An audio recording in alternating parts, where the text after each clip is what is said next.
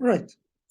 So far, guys, we have learned the fundamentals of JavaScript, data types, loops, functions, how to create arrow functions, some ES6 features, hoisting, scope, closures. So a lot of operators and features overall, I would say.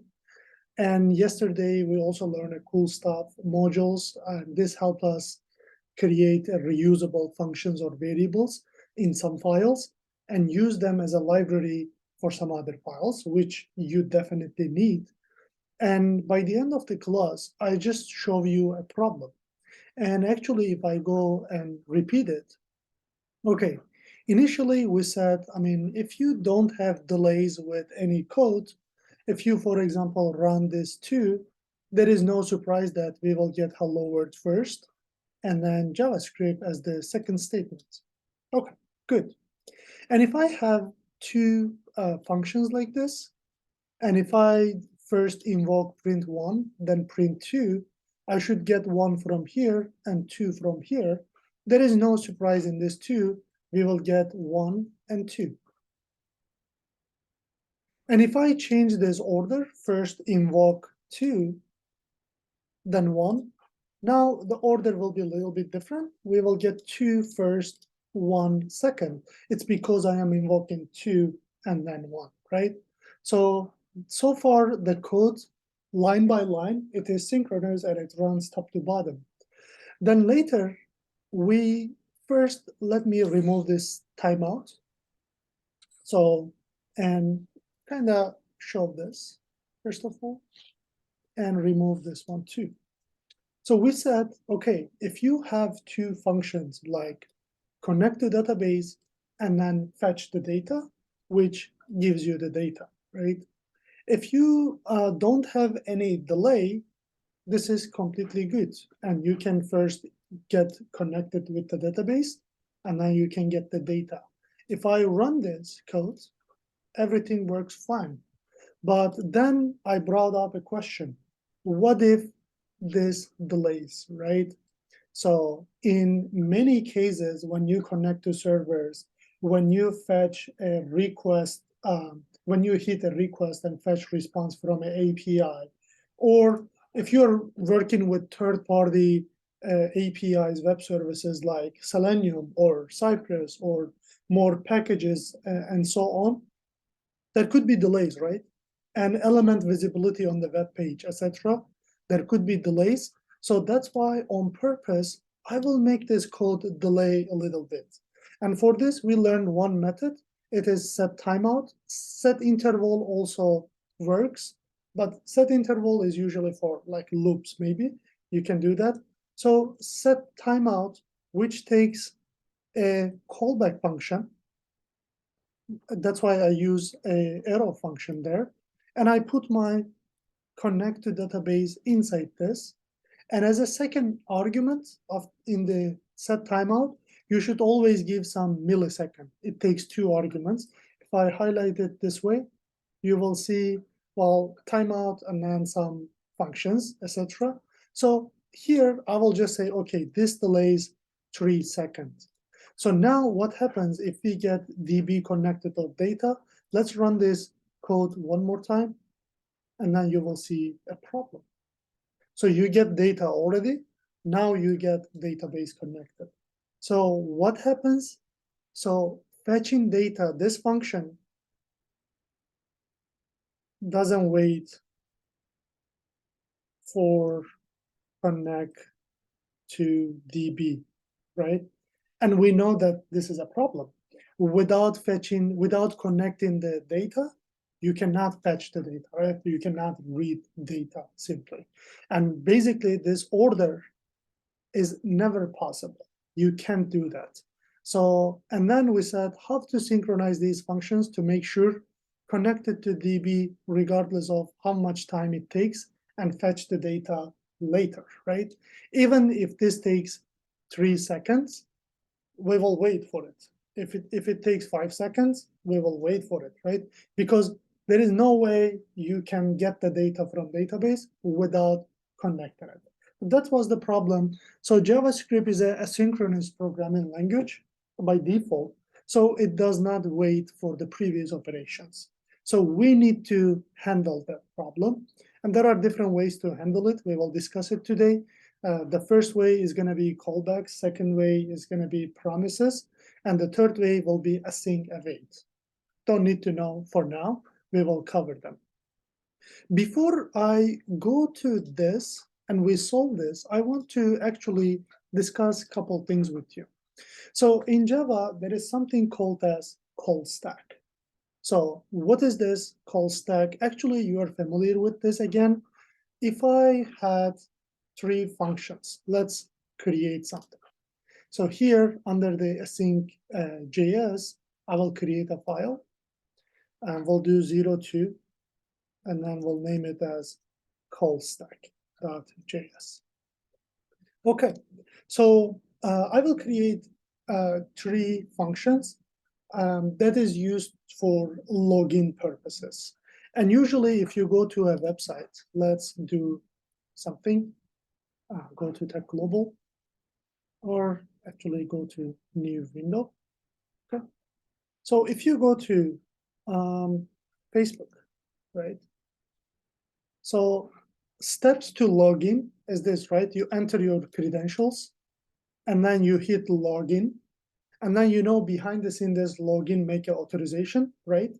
It checks, validates the username and password you entered. If I enter a dummy username and a password, if I hit login, behind the scene you see one API is invoked to authorize this. And since it is not found, it doesn't allow you to log in. But if this was actually a valid username and password, I would be able to log in, and you know that, right? So what I will do, first I will create a function called as enter credentials, right? Let's say enter creds, simply. And then, I'm not even going to give credentials here, assuming that you have 2 username and password already there. And we'll say just console log. Let's say credentials entered. Okay. So, and we'll do here your code to enter credentials goes here, assuming you really locate those input boxes and then you send keys and then you log in, right? And then after you enter your credentials, there will be another function, which is validate credentials. This is API call that checks if your credentials are valid or not. So this validate credentials will first invoke the enter credentials. Then it's going to validate those, right? So console log, let's say credentials validated.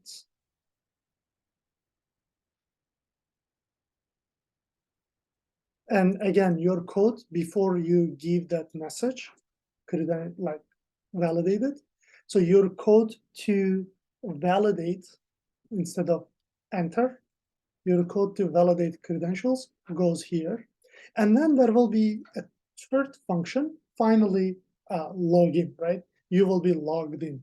So third function, which is login. And this login will first invoke validate credentials.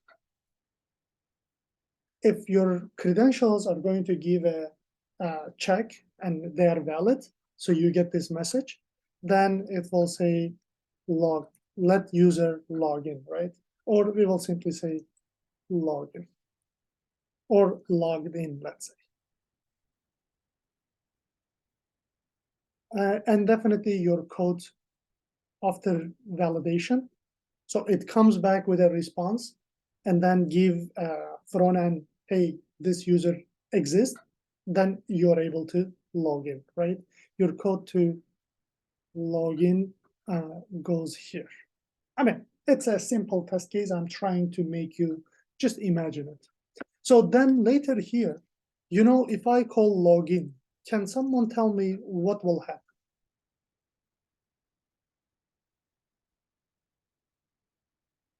you are gonna create the put the password and then press login button.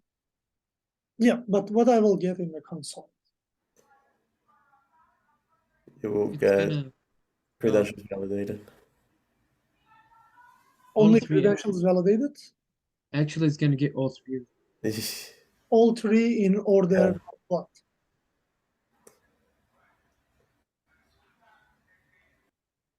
Anyone Top to else? bottom. First is credentials validated, credentials entered, and logged in. Yeah, so basically, when I invoke this login, right, it goes to this line. And now this one invokes validate credentials. So it goes inside this body. Then this one calls the enter credentials and it goes to top. And first, this one will be executed. I will get credentials entered as the first output. And once this enter cred is completed here, then it will go down, will say credentials validated. Then after this one is also completed, that means we invoke this. Now it goes down and it says logged in. Any question about this?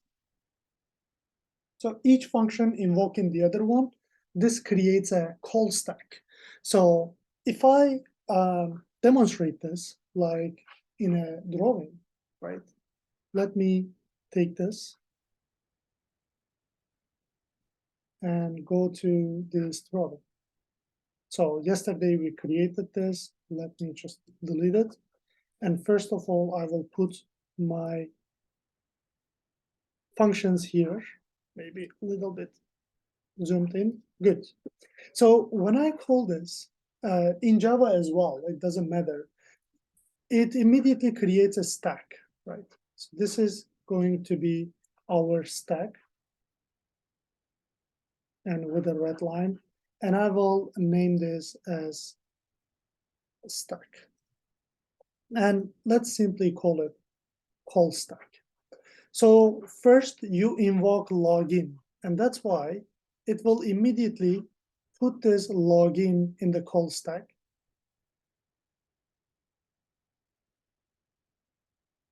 But it goes inside the login, then this login also invokes another function, which is validate creds. It goes above. So here we will call validate creds.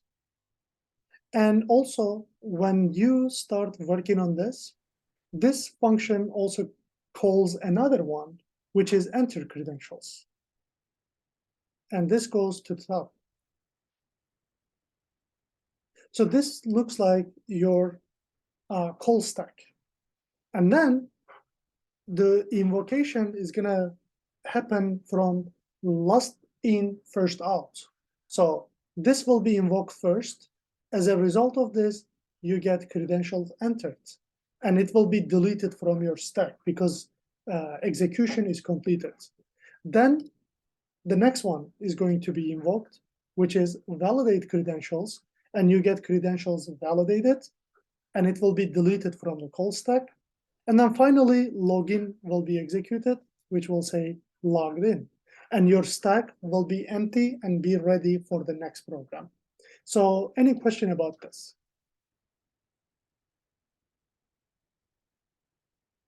No? Is it like straightforward, easy, or you familiar with this already? I believe so. Yes. Yep, you're definitely familiar with this. But still, I want to show this with a developer tool, sources, and we put, I don't need to put maybe I can put a breakpoint there and debug our code a little bit. Let's see it there as well. So I will copy this again. We'll go to Google. I will just open another one, inspect. Okay. Yep, we got our inspector.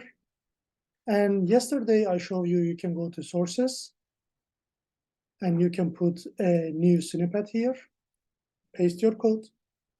Okay. And now what I'm doing, I'm going to put a breakpoint for the login. there is a problem probably with my browser. So I'm trying to put here a breakpoint, but it's not allowing me. Okay, You need to update your browser on the top corner. update. Yeah, let me just refresh and try again. Yeah, maybe. So all I would try to do is here it puts a call stack, okay? And maybe let's quickly do this.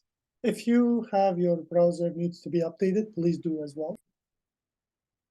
So simply all my goal was to introduce you that you can put a breakpoint in the snippet, and also you can put a pause anywhere, and then you could run and see this call stack.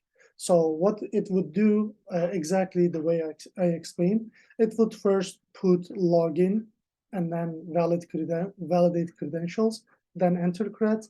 Once you hit next and next and next, it would take this out and then this one out and then this one out. And in the console, you would see this one by one coming. But we already know this. It's not a big deal. So we can continue without that as well. Okay, so another thing I would like to make a note here. Okay, JavaScript is single-threaded language, meaning it runs one program with its line at a time. You cannot run multiple threads at the same time trying to complete with different tasks at the same time. So what that means, do you know what is multi-thread or single thread? Can someone explain me this?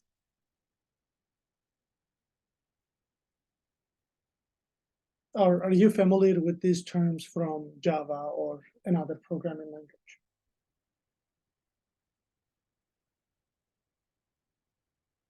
Any volunteer? No?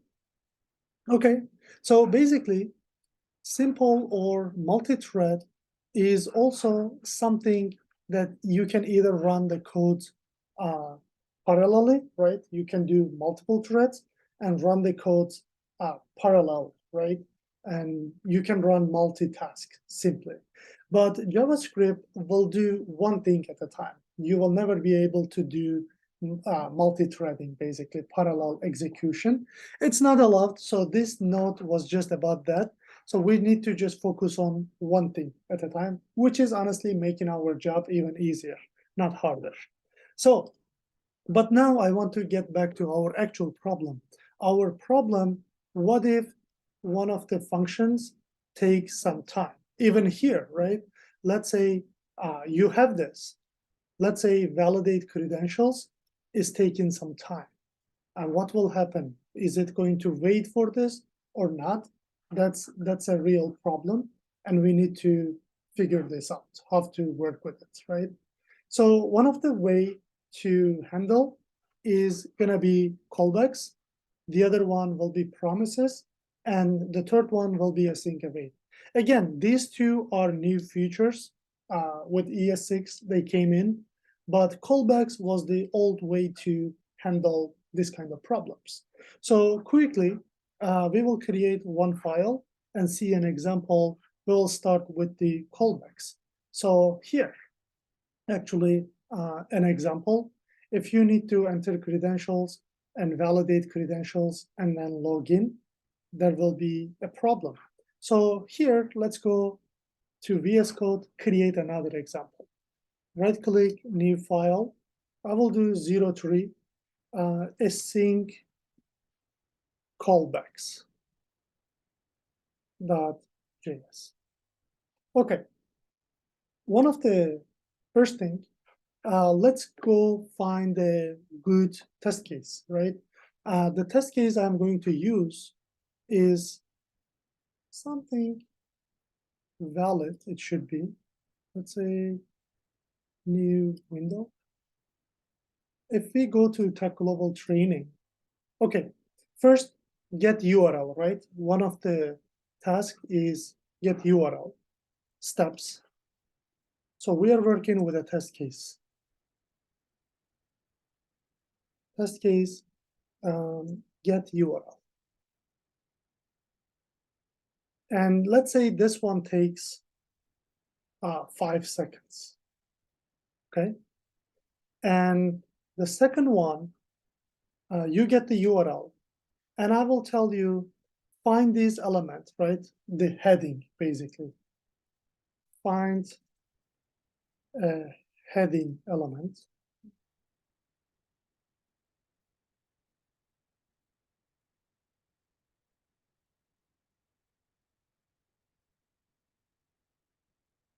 This one, let's say, also takes 2 seconds. Okay, you know, the driver is a bit slow. It's not that slow, but I am exaggerating it a little bit. And after you get this element, find these elements, right?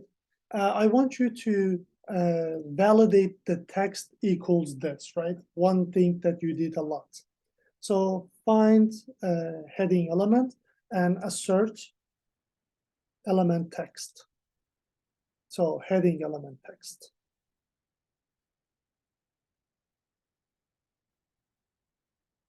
So this one takes 1 second only, since you already find the element. So is this something you guys familiar with? Nothing surprising, right? So what I will do, I will create 3 separate functions for this. So my function 1 will be get URL, which gets me URL, right? Or navigate to URL, I could say this. I would do just console log navigated to URL. Okay, first step is done. And then I will just copy this 2 times and rename them. Find heading elements.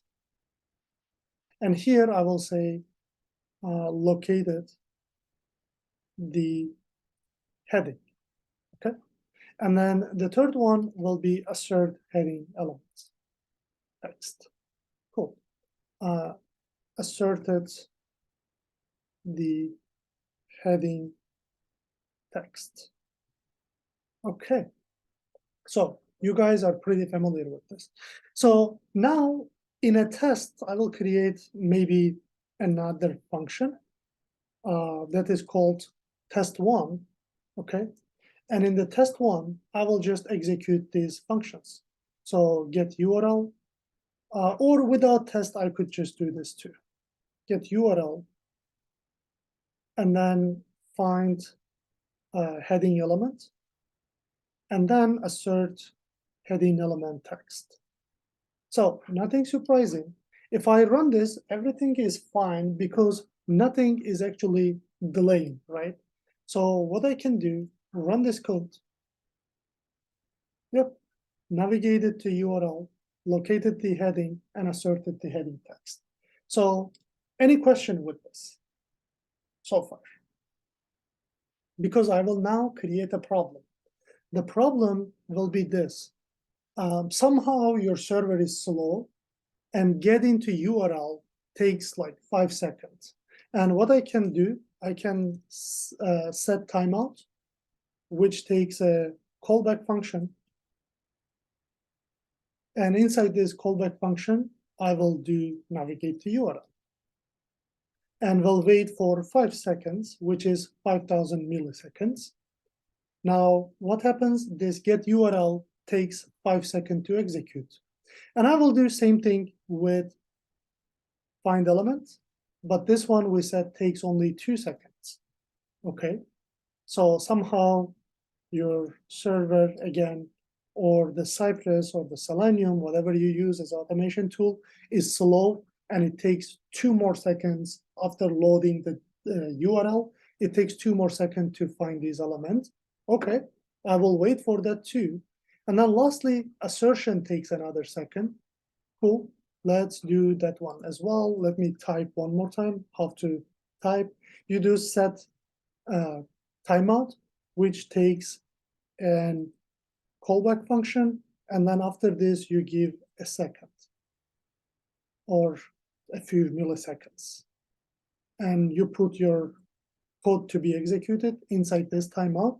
It could be considered like a thread.sleep. So remember, without delay, it is fine. So the order expected as below. But now the problem here will be this one is going to wait for 5 seconds to be done. This one for 2 seconds, this one for 1 second. And if I run, let's see the new order.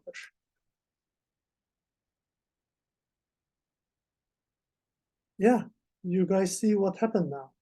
First, it is asserting the text and then locating the element that you already asserted, and then getting the URL that you try to find the element. So what the problem is here? What do you guys see? What are you encountering here?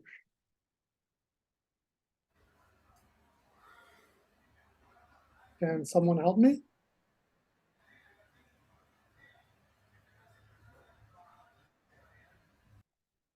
Anyone? That you're trying to assert as a heading text, but you didn't get it yet. And I didn't even get to URL. And you don't know exactly if you're in the page that you need or not, because you didn't get the URL yet. Definitely. So what should I do? I should synchronize these things with each other, right? I should say, well, I mean, I know that I need to find the element and I need to assert the element, but I should not be doing this without getting to URL, and I should not be asserting the element without finding the element. So if I just leave it this way, well, I have problem. So one of the solution will definitely be callbacks. So let's put here. So first way to solve about problem is using callbacks. Now, what was callback? Do you guys remember? We learned it when we covered arrays, actually.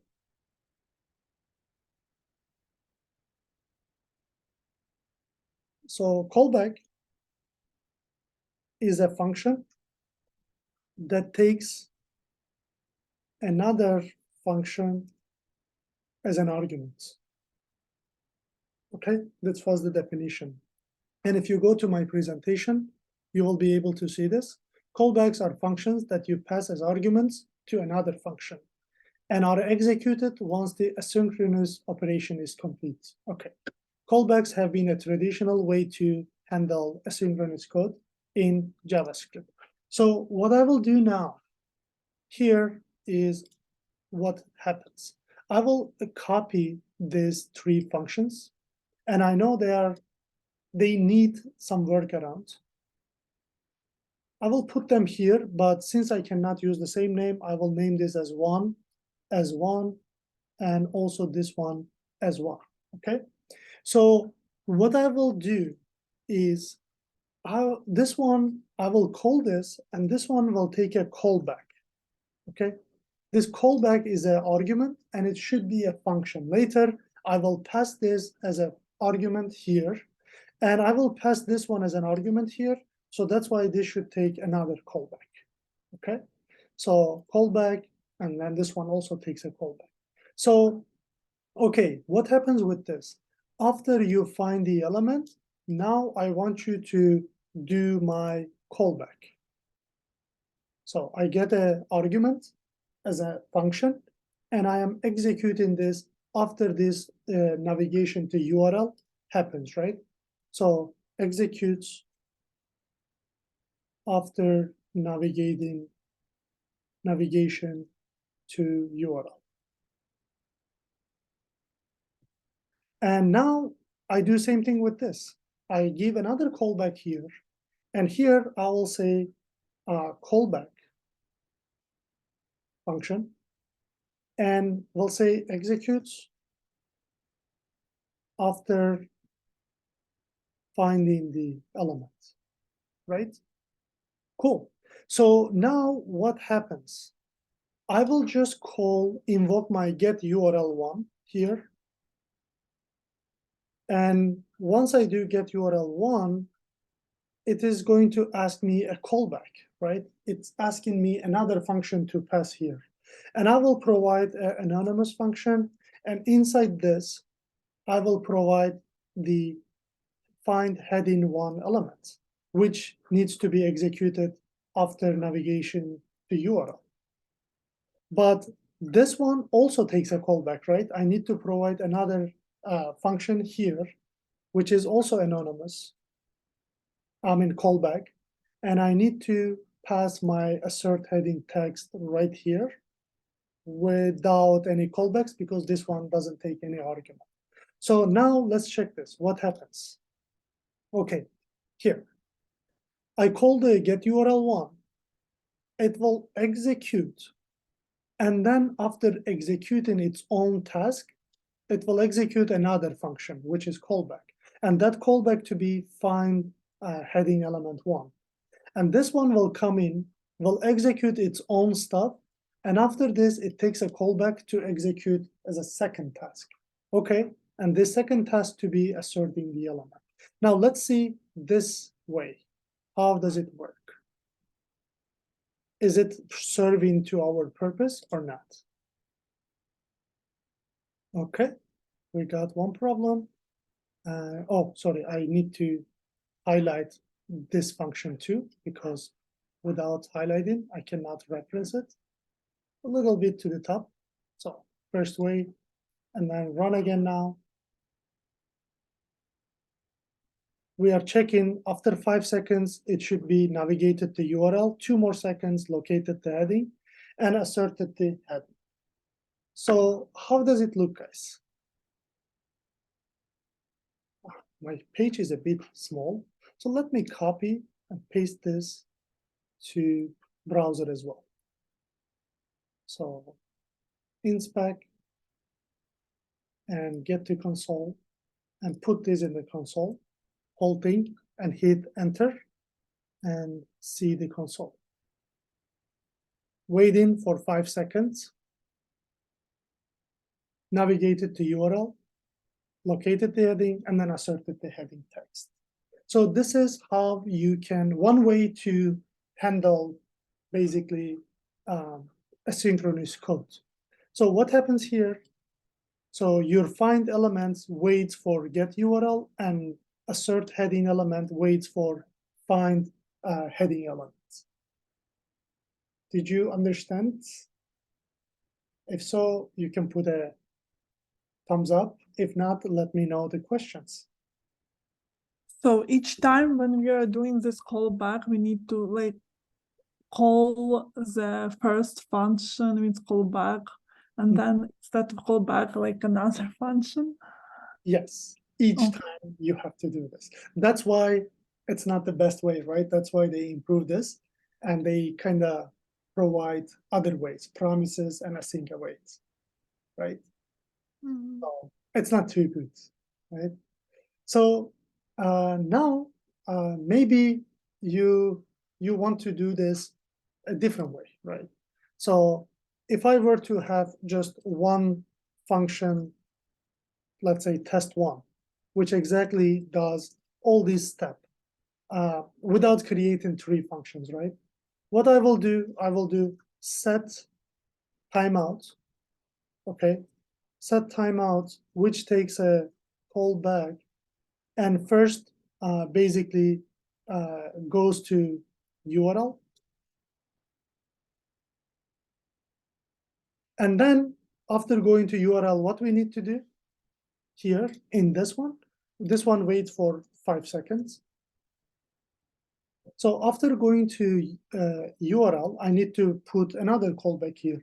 Either I will call my function here, find element 1, or I will put the body of that function here. So another set timeout. And then we'll do another callback here. So this one will be locate elements. Sorry, this one. Locate the element. And our timeout for this was 2 seconds. Don't forget it. And after this operation is also done, I need to set timeout for another operation, which is my third task. And that is to be waiting for 1 second. And then basically assertion. So console log assert.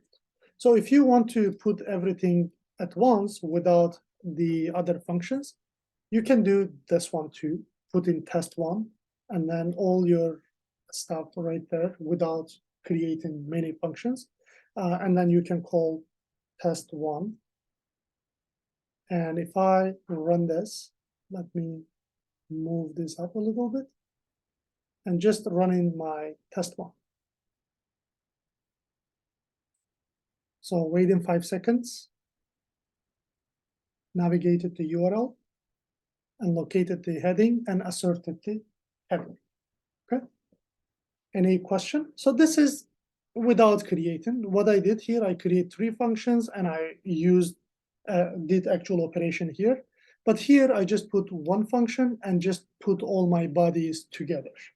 Callback within the callback and within the callback, simply. But if you do too much of this, as Joanna, you stated, it is something called as callback hell, right? So nested callbacks and callback hell. So it's a term used to describe a situation where multiple nested callbacks, callback functions make the code structure difficult to read, understand, and even maintain. So it typically occurs in asynchronous JavaScript code when you have many of them. So this lead to code looks like pyramids. Honestly, it already started to look like, right? If I have one more action, it will be going more and more and more. It will look like a pyramid. So that's why they call it pyramid of doom as well. Okay, 2 different things. It's known callback hell. It is an interview question. What is callback hell? If you have asynchronous code, and if you use a lot of callbacks within the callback and within the callback nested callbacks, that becomes a callback hell, and it's really hard to read and maintain this code. Okay, so one more thing we need to discuss with the callback is how do you handle the errors? If something doesn't work, what we will do, right? So let's say, I mean, you wait for the element, right? You wait for the element 5 seconds, right? You wait for the element 5 seconds, but after 5 seconds, it doesn't come, or after 30 seconds, it doesn't come too, or after a minute, it doesn't come. So are you going to wait forever, or you're going to stop this, throw an error, right? So at the end, you cannot wait forever.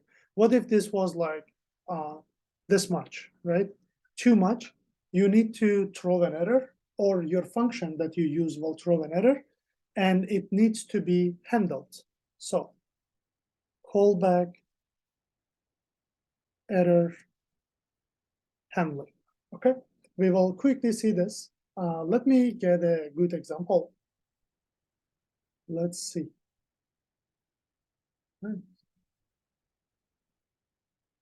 Nice. Okay. Yeah, let's say I have an example here. Test kind of age. Okay. Let me put this. Actually, okay. Let's just do this. We'll create a function that is checking age. Okay. Check age for driver license. So this one is going to wait for an age to be validated in a website. So for example, you go to website, you put your age, then this input field should check your age and give you a message. Either you can get the driver license or you cannot get the driver license.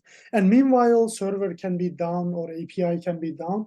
You may get some errors as well. So check age for driver license, which will take some timeout. So you may expect a delay of 2 seconds, but not more than 2 seconds. Okay. And here I will say, like, okay, this function can take 2 seconds. And also in the function, there will be an age coming from the input, right? Let's say you find an element here and then you get an age. For now, I will just make it like, random. So random age. equals math.random. I am getting ages between 0 and 50 maybe, right? So I should multiply this by 50. And I should put this in math.floor. So math.floor 50. So what this does, returns an age between 0 and 50. 50 not included, but it's not big deal. So now I will check this. If, okay, this one will take a callback, first of all, to wait for this, right? It will take a callback. And also it will take another callback for the error, right? If I get any error, I want to use that error callback. If age is less than 16, I need to use my error callback and execute it. Else, I will use my callback and execute it. So now, whenever I invoke this function, I will simply provide two callbacks, one of them for success, one of them for failure. So now let's do here, I will call my check age for driver license. What it does, it takes two arguments, two callbacks. So one of these for success, this one, and comma, the second one is for error. So this one. So this is how it looks. It depends on what age is coming as. If it is less than 16, then my error function will execute. If it comes as more than or equal 16, then the success one will fail. So here, for the success one, we can say, well, console log, you can get a driver license. But for the error, which is the second callback, I will say you cannot get driver license. This, you cannot get driver license. So now I will execute this, how to basically handle the errors. You need to get a second callback, and this is for errors. So yeah, let's run this. I don't know what age will be. It waits for 2, but we didn't see the age. Maybe it's good to just console log age. So yeah, just age, okay? Don't need to do too much. Or yeah, let's give a message in front of it. Age is age. Okay, now let's run it one more time. Yeah, age is 33 and you can get driver license for success, right? So age is 33 for success, it executes this. If it fails, it executes this. Let's see, hopefully we will get something less than 16. 27, no. 34, no. One more time. 22, one more time. Yeah, finally you get age as 8, and now the error callback executes, which is you cannot get driver license. Okay, any question? This is simply how you can synchronize and how you can use callbacks for success and error situations. If understood, put a thumbs up again. Or if no, let me know the questions. Cool. Okay, I did all the same, but I'm not getting that message. What can be a problem? Is it bringing maybe the age? Yes, it is bringing age, but it's not bringing the message. Okay, you can send me the codes on WhatsApp, and in the break I will have a look. Okay, okay. Okay, now let's create another file, which is 04. and we'll do async promises .js. We will do same example with the promises. So I will quickly take that three functions one more time to promise. And we will solve this with the promise, which is better than callbacks. Okay, here. But before that, we will discuss a few things with the promises, and we will solve this. Okay. And let's give a break, actually, to be back at 7:00 p.m. CST.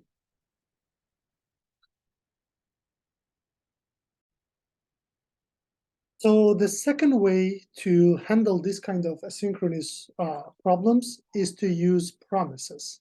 So if I go to my presentation and show you here, this is basically is modern and structured way to handle asynchronous code.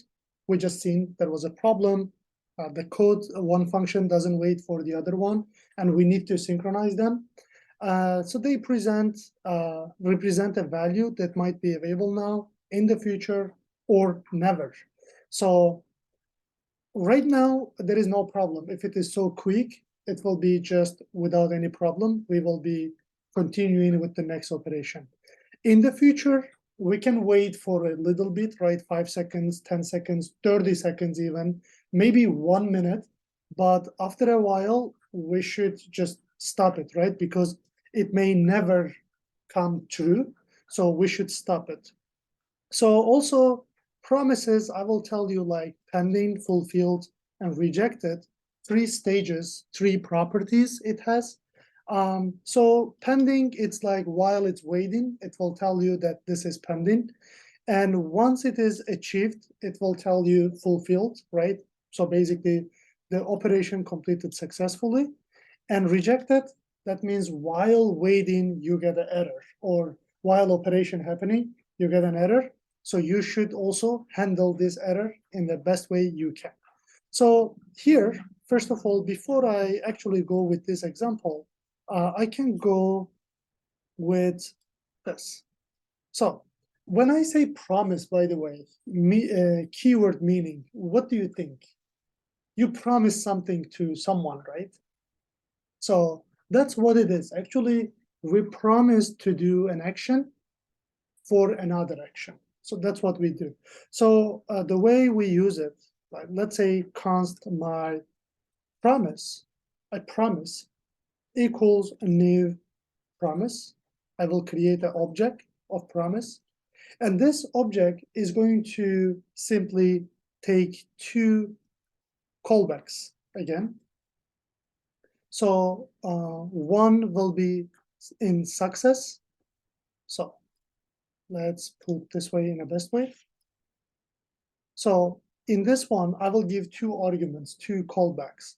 One will be, well, success promise. The other one will be error promise. You can name them whatever you want. You can put resolve and reject as well. So it's up to you. You can say success and error as well. So this is your promise. So before I put any code here, right? Any code here. So your code goes here. I just want to show you what this returns. If I do console log my promise, it is a variable, right? Const my promise equals something. I would like to see what this gives first of all. If I run, it says this promise is pending, right? It's pending something. It doesn't say resolved or rejected because we didn't fulfill or we didn't reject it. Let's say I run the callback, which is a resolve or success, right? So if I resolve this and run again, so I get undefined. Let me put this in the console as well. So first I want to clear this. And then I want to put here and then print out my promise. It is undefined here, but it says fulfilled, right? And if I was waiting for this a little bit, it would say simply pending. And now I want to do also same thing with reject.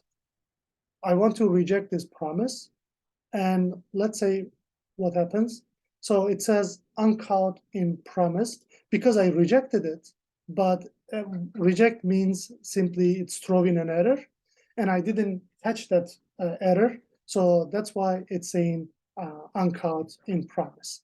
So simply, you can give a promise, you can keep your promise, or you can reject your promise, right? And when you keep it, it will solve it, resolve it. And if you don't keep your promise, it will throw an error. But that's what it is. And now we will do the same example we discussed for previous class. So here, I do have a get URL. And simply, from now on, what is the problem with the callback? If I use callback too much, it may create a lot of problems, right? So my goal is to get rid of callbacks. And here I want to get rid of this callback as well. And also here. So, okay, I get URL, right? With get URL, I want to simply do something that promise me getting the URL. After this, I want to find out simply the find heading element and then assert the URL, right? So let's see this how we can do this with the prompts. So here, instead of just quickly giving this navigate into URL, I will set timeout, right? Instead of doing this, I will do return new promise. And in this promise, so let's put this down first of all. There should be two things I need to provide. So one of them is resolve, and the other one is success. Sorry, resolve and reject. Resolve is my success. And in case of a resolve, when we will resolve this, simply I will just put this. I'm not rejecting anything. I assume that this one, I log the console and I resolve this. Okay, so get the URL and resolve. I get the URL and resolve it. So the second one will do the same thing. Instead of doing this, I will return a promise. We'll quickly update this one too, and we'll return a new promise. Also resolving this, but we'll update my code with the located the heading element, and we'll do the same thing for the assert heading elements. So return new promise, resolve these heading elements. So assertion, simply. And I should not forget to resolve, by the way, both of them, resolving and resolving. So I resolve all of them. I didn't reject anything, so I should not get any error. Okay. So now how to execute those? That's the part becomes very interesting after creating this. So honestly, when you do Cypress, you won't be creating these functions. They will come to you with libraries, right? Find element or assert method will come to you right away. You don't need to, they return promise already, so you don't need to create this part by yourself. All you need to do is handle the resolve, right? Or put them in a nice way. So here at the end, I will call my get URL, right? I will do get URL1, right?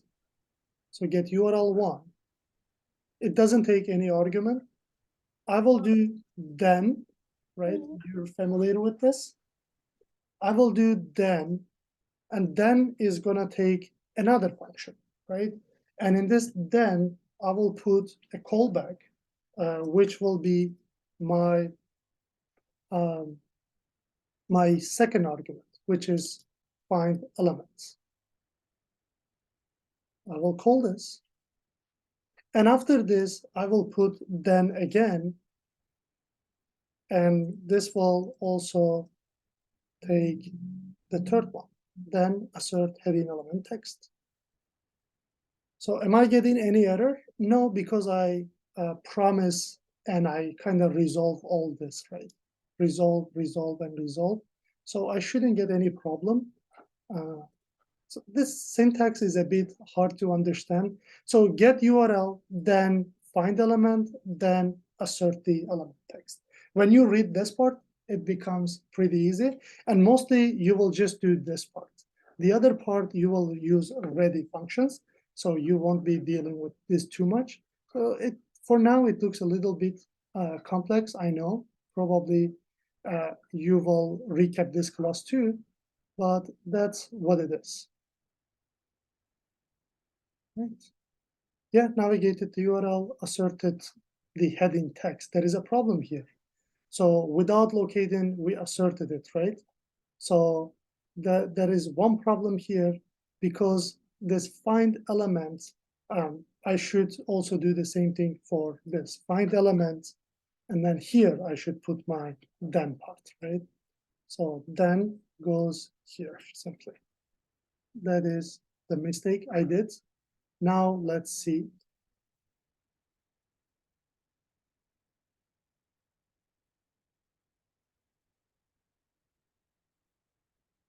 Navigated the URL, located the heading, and asserted the heading text. So get URL, then find element, then after finding element here, also do the assertion of the element. Any question here?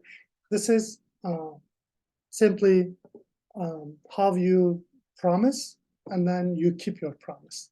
But there could be a way you don't keep your promise too. There will be a problem, and how you will handle that is another question. Handling promise errors. First of all, let me know the questions.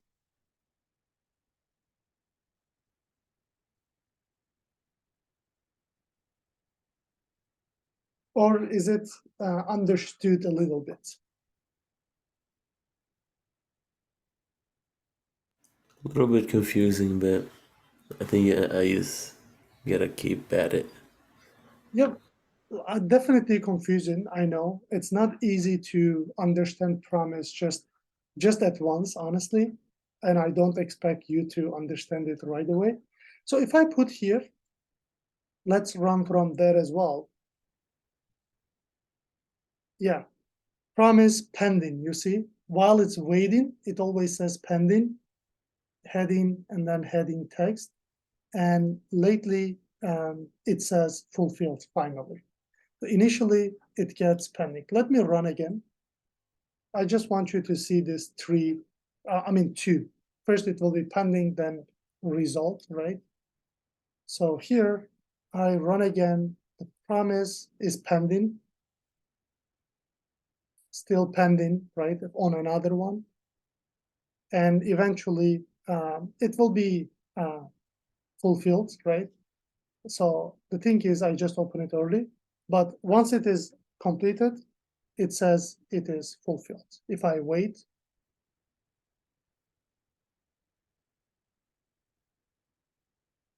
so, yeah, finally it is fulfilled. But while it's running in 8 seconds, it says it's pending.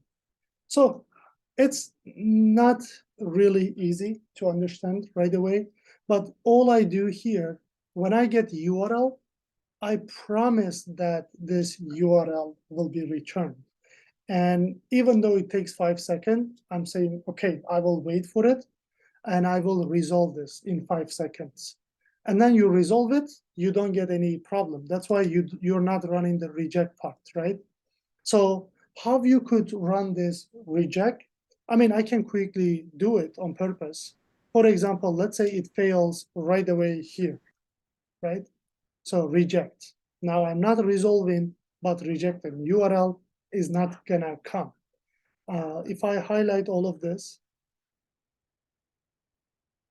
and run again. Wait for 5 seconds.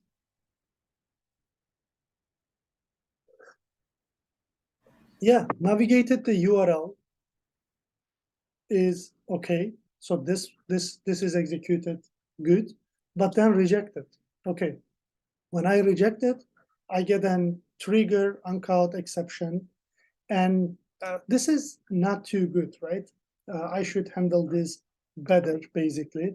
At least I should say, well, this is not good. I don't want you to, when it is rejected, don't give me this error, give an error that is meaningful. So I will do this in another example. So resolve. So now I just want to do 2 of them, not 3. Maybe you could be, you may understand this better with 2. So now I have get URL 2 and find element 2. And if you just resolve them both, which is completely fine, and you can say get URL 2, and then, so in then part, you will do basically success, right? So this one will give you successful execution.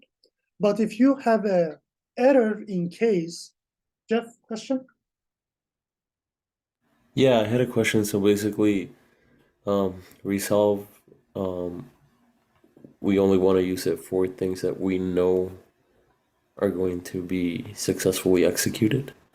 Yes, once you know that it is success, like usually here there should be if else condition, right? So here I'm not actually locating the heading. If I locate the element, if it's found, it will resolve it.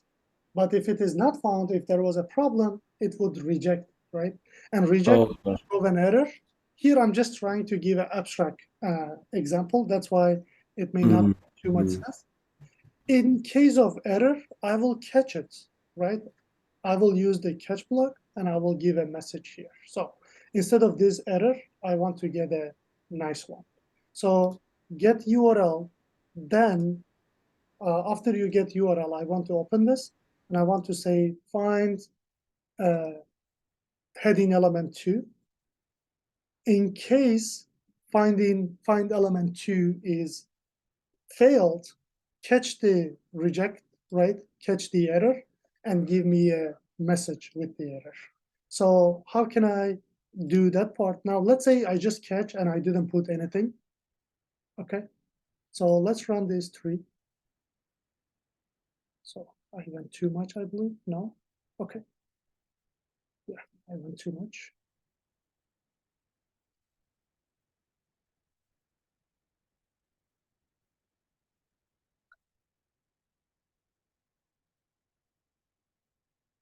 Navigated the URL and located the heading because I am resolving and resolving, right?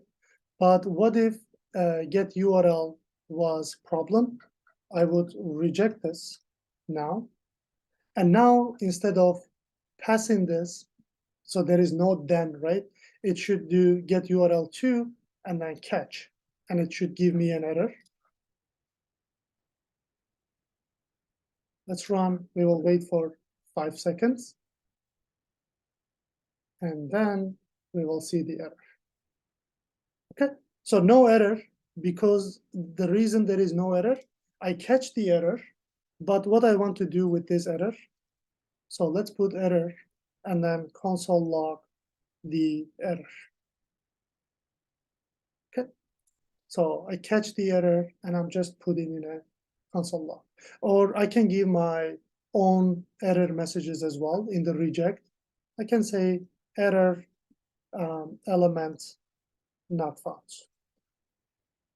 I mean, assume that this is actually coming from the locator, right? So now if I run this one more time, I get error, I catch that, and I log it right there. So here, okay, error, console log error. Here, console log is not a function. Okay, what I do wrong here? Let's see. That should be fine. Catch, and then console log. No. Oh, console not, right? Console log. That's my bad. So it should just give me the error. I want to see my own error. I will give another example of this. You will understand better. Yeah, navigated the URL, but element not found, simply. Or problem while navigation, right? I could say, yeah, maybe problem while navigation is a better message. Problem while navigating. Okay, let's keep this. Now I will give you another example. Hopefully with that example, you will understand it better.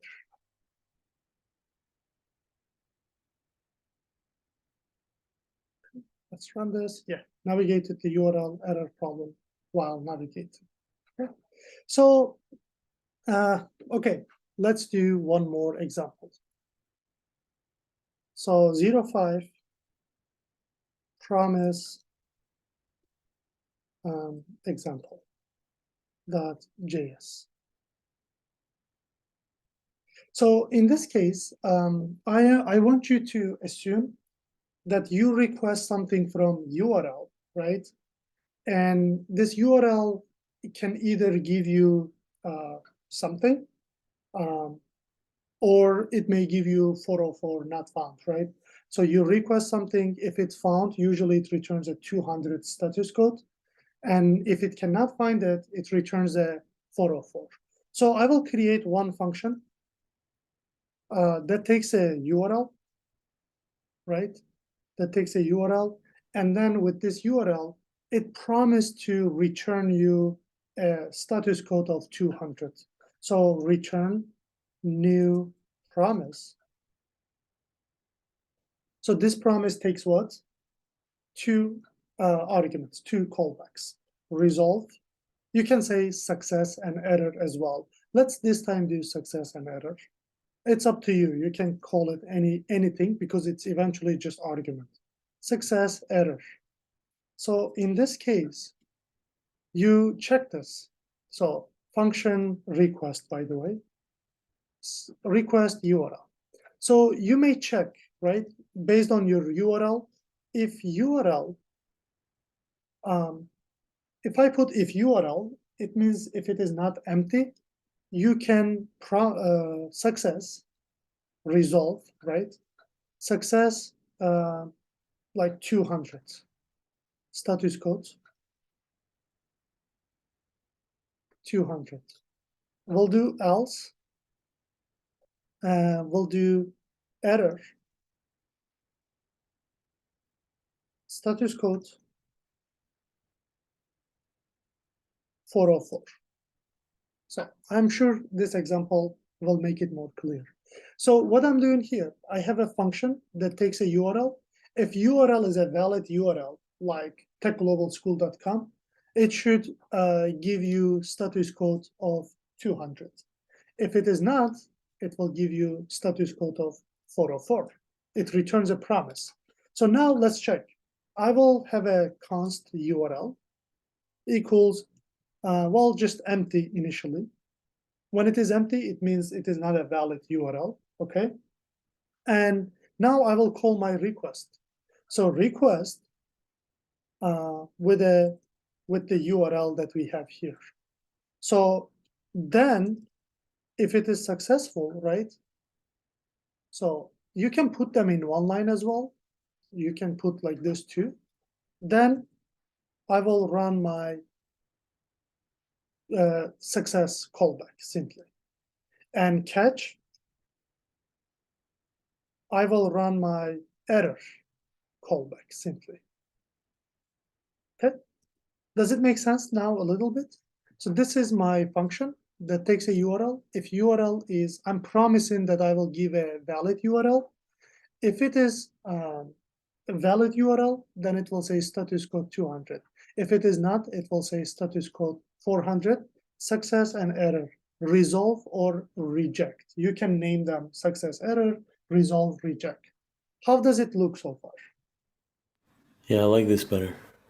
A little Okay. more readable. So for this, what do you expect if I give an empty URL? Is it a success or failure?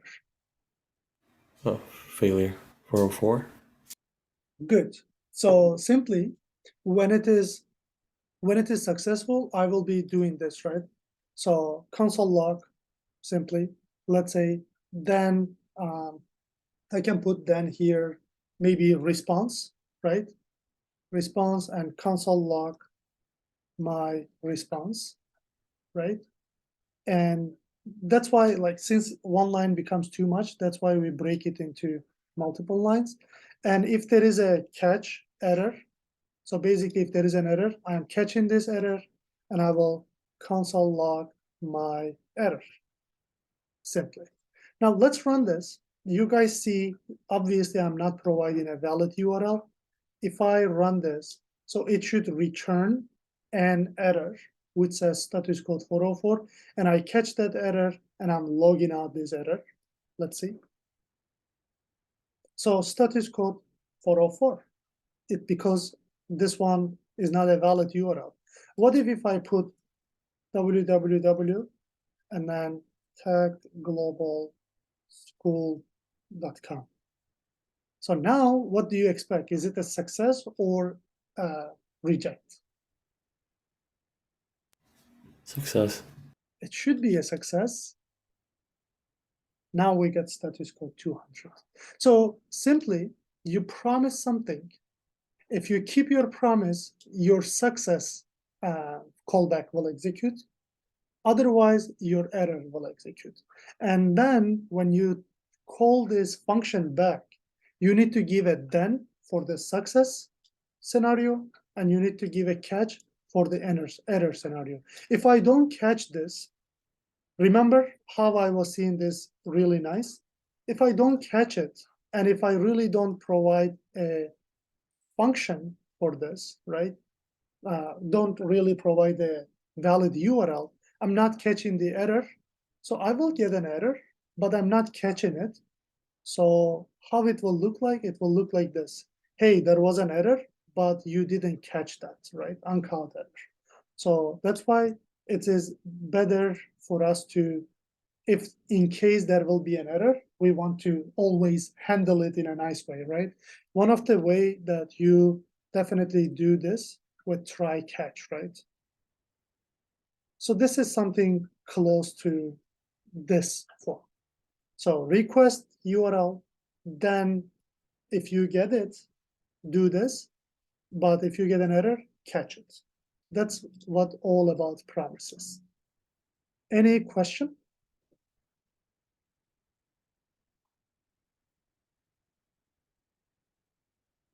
Or is it blurry still? I'm sure it is blurry, by the way. Rita? Yeah, what I want to say probably if like rewatch everything and do by ourselves, it will help for sure. Oh, definitely. Yeah, for now, like I'm good, but I know that I don't understand everything 100%. Yep. Maybe I will rewatch and it's gonna help for sure. Yeah, for sure, definitely. Let's do, for example, let's do one more example, right? So many times, again, I want to give maybe another example. So you maybe go to a website and then you wait for something, right? You wait for something to be blue, let's say, right? You get a color, right? So let's do this function validate element blue. Okay, so you wait for element to be blue, which takes maybe a color, right? And then you promise this function that element, right? There is an element, and then you want this element color to be blue, something like this. It's not a big deal. So you return a promise, new promise. And this promise will have two states. At least you need to give resolve and reject. Pending one, you don't need to give, because pending will be for the time that you wait for, right? So let's say you wait for element to be blue for 5 seconds, right? This time I will add time as well. So you always need to give two expectation here. So resolve in case of success and reject in case of failure. So here in this promise, okay, you return in this promise. So now you need to check this simply, okay? But as I said, I will also set timeout this time. So set timeout. So this one will take regular syntax, one callback, and just waiting for 5 seconds. Okay, so now here, so you will need to check this argument that you got. So if color, let's say we like blue, right? Element being blue. If color is blue, you resolve it. You say, well, I finally get element be blue, right?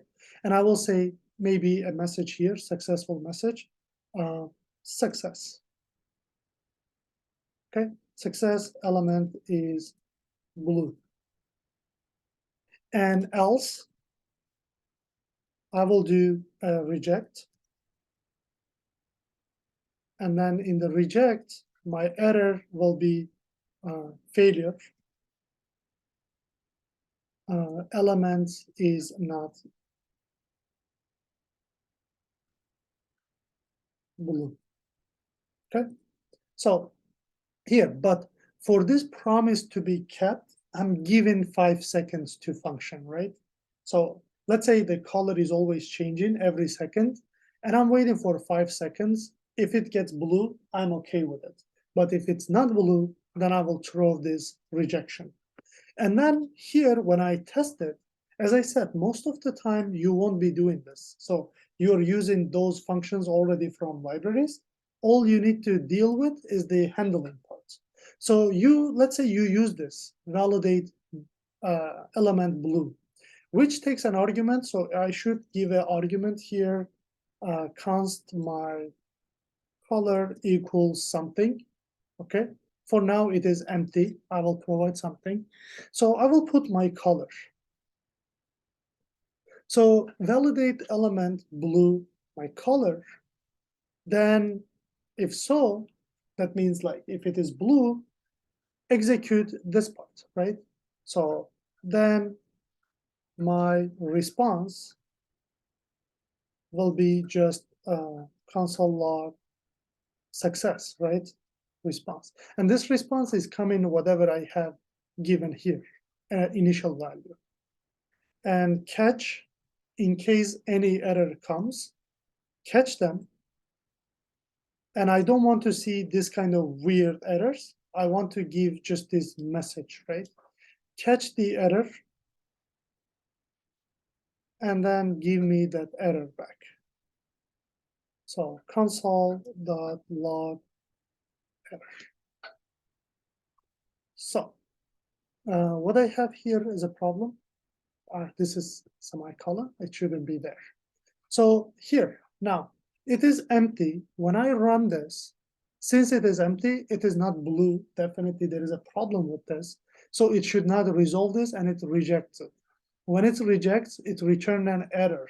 And I catch this error, and I'm just logging out the error with a failure. But this time, it's different than the other one. I have to wait 5 seconds. And during that 5 seconds, the state for the promise is pending, right? There are 3 states: pending, resolve, reject. In 5 seconds, it is pending. After 5 seconds, whether it will be fulfilled or rejected. So, okay, now let's actually give a blue.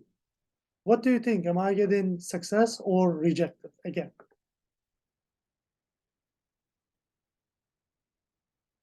Any Success. Oh, no, success? no. Yeah, there is a strict equality here, right?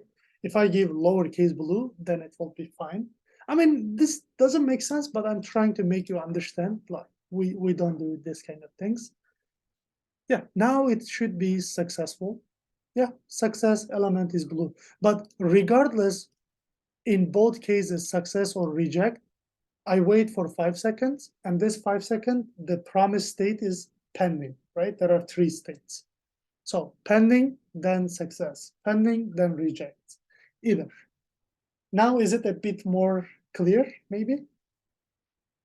Yeah, the third time was better. Yeah. Cool. But my question is now, like, we are using this promise all only with timeouts, or because before, like second example, you did without timeouts. Like with Yeah. timeouts, more understandable, but when you're doing without, like, are we using this without timeouts also? Yeah, the thing is, here I on purpose put this, but actually, when you get a URL, right, it may take time by itself, right? Mm-hmm. So here I'm kind of putting, okay, assume that the element comes like 5 seconds later. That's why I put this. Usually you won't put set timeout. The operation that you try to do, by default, it's by itself taking some time. Okay. I have a question. Is it also able to like take some sort of dynamic timeout? Oh And yeah, definitely. Here, this dynamic timeout, what I can do, I can take it from the function, right? I can take an argument like, let's say, number, and I can multiply this number by 1,000.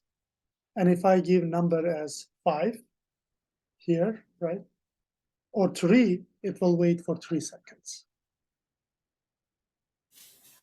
okay. Yep, I can Thank definitely do that.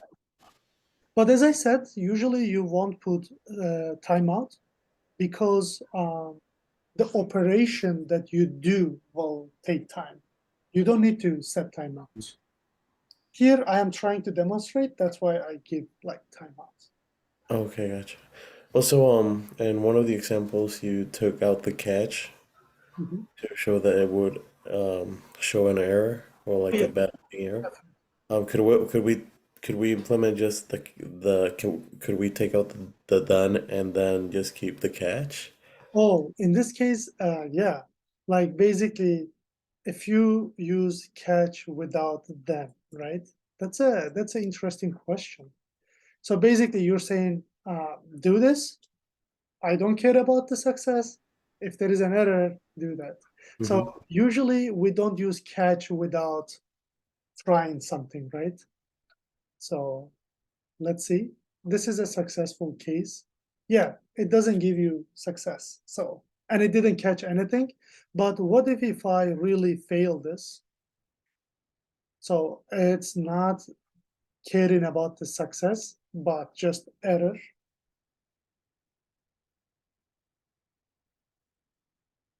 Yeah, it just says failure. So only catch works without success. But you're definitely this doesn't make sense because our goal is to promise and then keep our promise. In case something is not allowing us to keep our promise, then we catch it and show it in a nice way. So definitely we use that. But without the done, when it was successful, did it still get executed in the background? Uh, yeah, let's see. Like when you don't put then here. Yeah, so simply when you don't put then here, you're just executing it behind the scene because the blue is still successful, right? It goes here. Okay. If color is blue, so it's resolving it, but you don't care about the result. So actually, it is a good thing. So basically, you're not asserting, but it works. Yeah, Okay, thank you. you're welcome.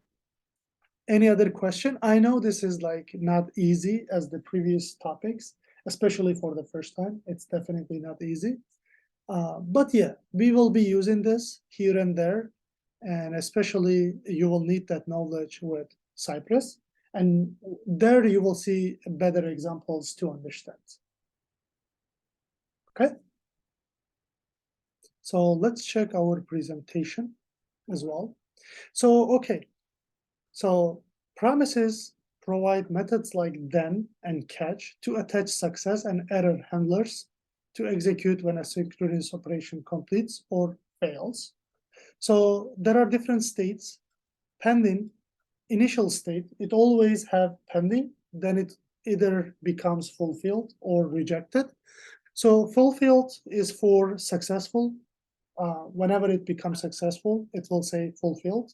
Otherwise, it will say rejected.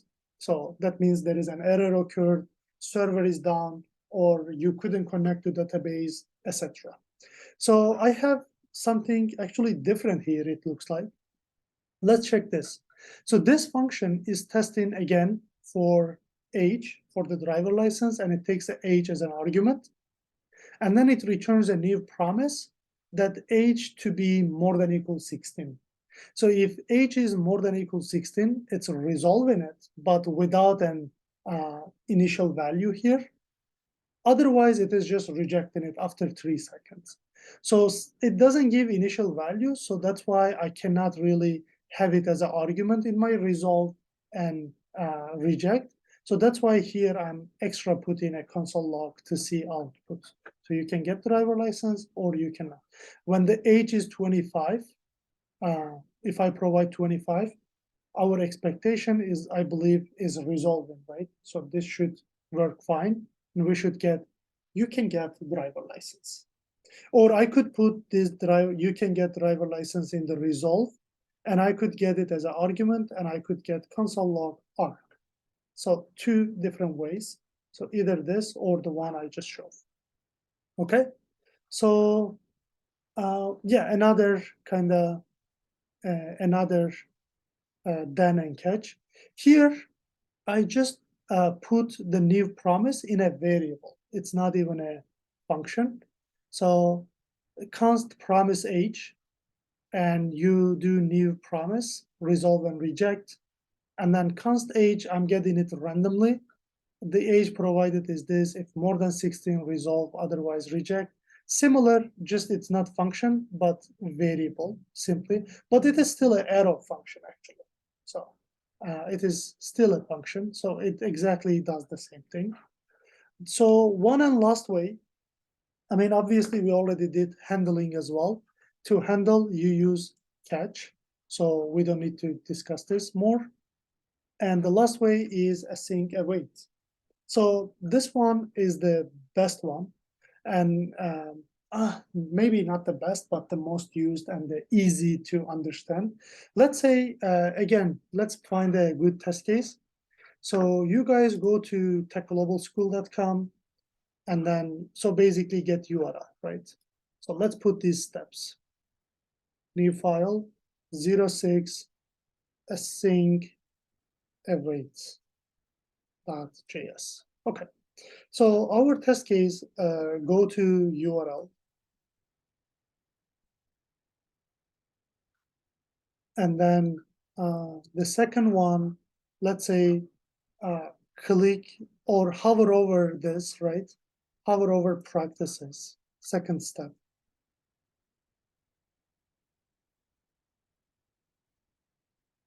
And then the third one, click on front-end testing, right? Let's click on front-end testing. You see, it takes some time. So click on front-end testing. And then you click on, okay, like maybe file, download, upload, or let me just go with the easy one, alerts. Click on alerts. Okay, you click on alerts. And then simply validate this heading is alerts, not much. So validate the heading is alerts, right? So you have a few operations here, okay? Let's say each of this is just taking a second, right? So I will create all these functions. So quickly here, and let's put an option in front of all of this. function, all that. And then for go to URL, I will say, well, this one takes a second, right? Set timeout, and we'll simply put this. And we'll say console log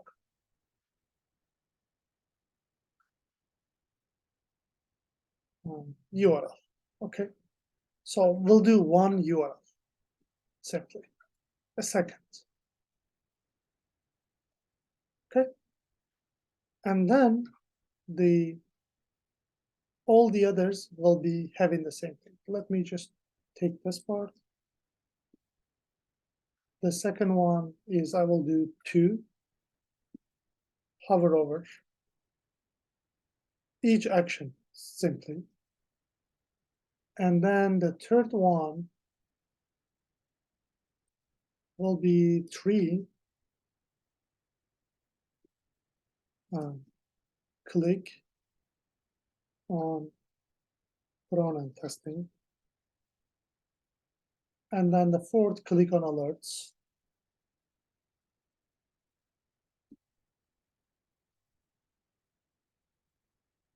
Okay.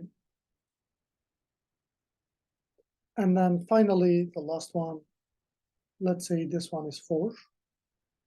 And then the fifth step is click on, not click on, validate.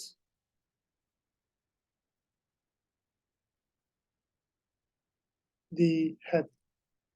So now each of these is taking a second. It looks like I forget to put my 1000 here. So I need to revisit my functions. Put that 1000 for each to wait 1 second. So let's say my browser is slow and each of these operations is taking a second, okay? And I want to wait for this. If I were to just call, well, all of these one by one, I can quickly just copy this and maybe put a semicolon for each of them. So if 5 functions each of them takes 1 second, overall, how much this should take? This is like 5 seconds, right? So I will run this.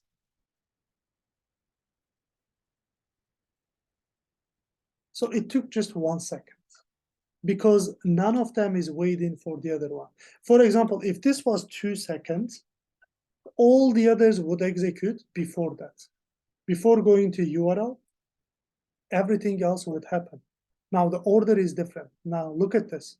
Hover over, click on front end, click on alert, validate the heading and URL. So what is the problem?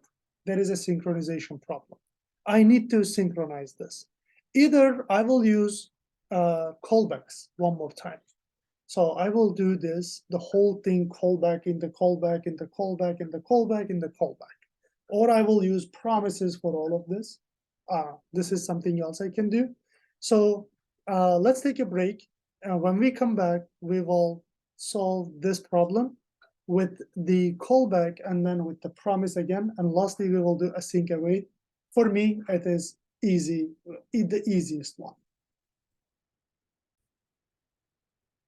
And now let's see that problem one more time. So what we did is, okay, we created 1, 2, 3, 4, 5 steps to run one test case, which is going to URL, which takes 2 seconds, and then hovering over in elements, 1 second, click on a button, 1 second, click on alert, 1 second, and this one is also 1 second.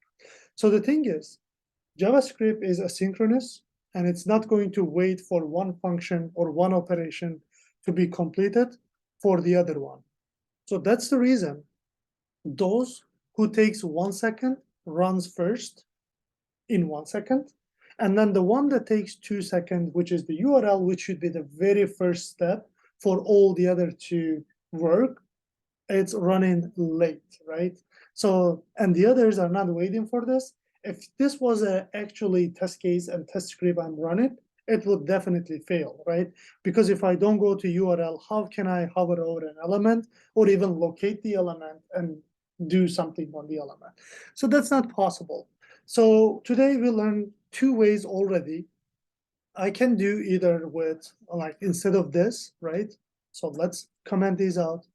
I can put callbacks for each of this, right?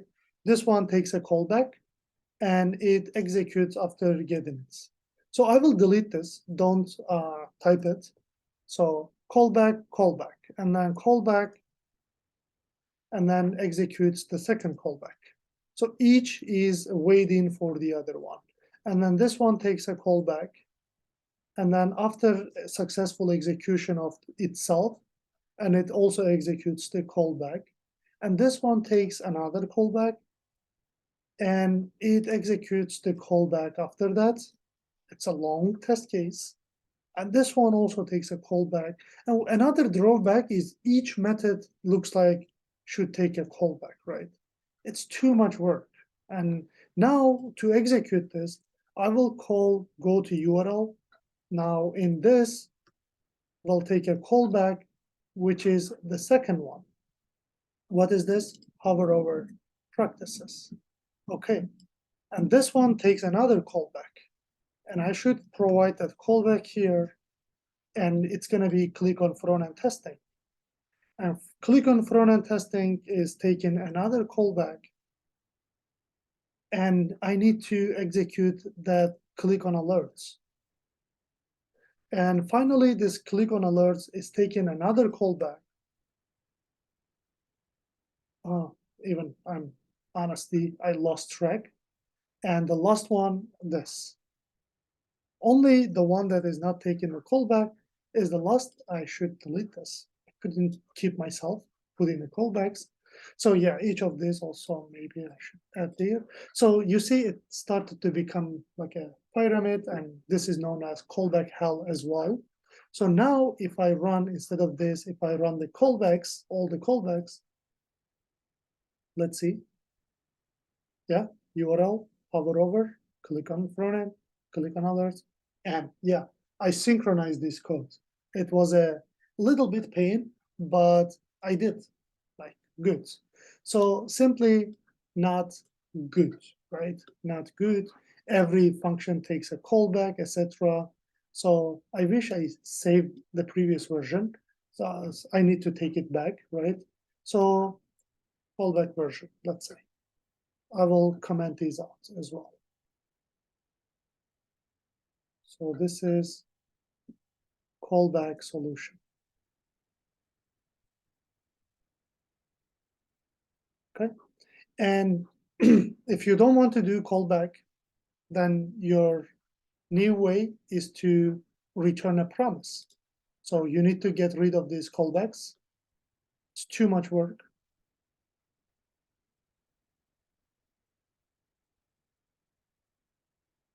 Yeah. So now I get rid of the callbacks. I'm not using the callbacks. What I can do with each of these functions, I can return a promise.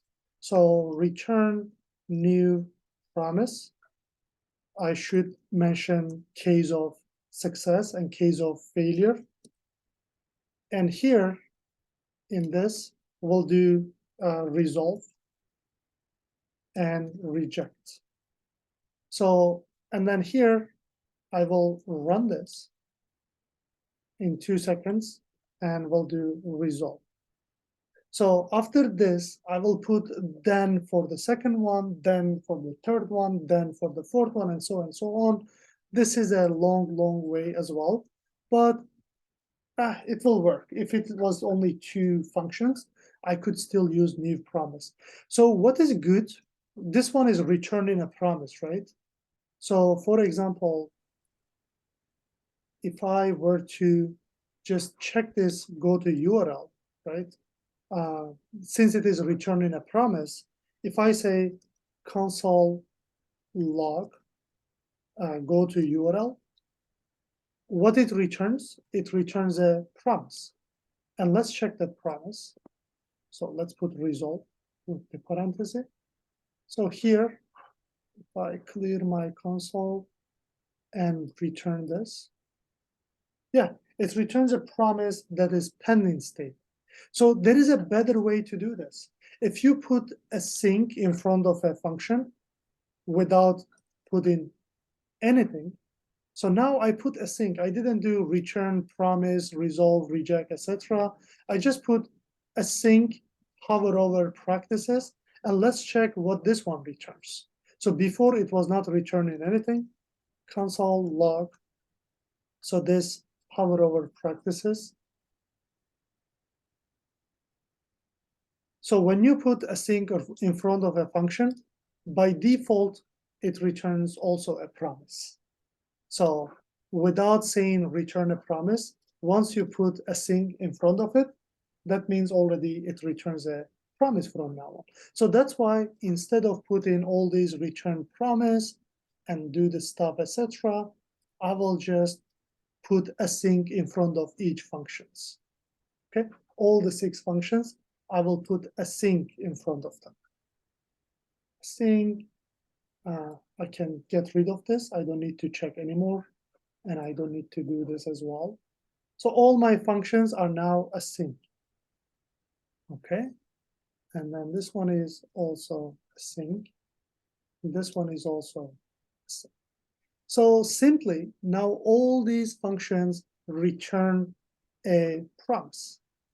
And what I can do, since these are returning async and async and async, I will just create one more async function. We'll do test, let's say, okay? And I will do this. With this async, I can do, if I put all these functions once again, let's see. In one function, I am executing all the others simply. So do you think it will work, or we will have an issue? So all of them are promise and promise and promise. So here, I run all of them. So the problem was, let's wait. Yeah. So did I get anything with this? So async test function, I call go to URL. Yeah, it should run all of this. Yeah, but simply I'm not getting anything, right? Async, let me do await, and await in front of each. So simply put await, wait, and await. Okay, let's run with this.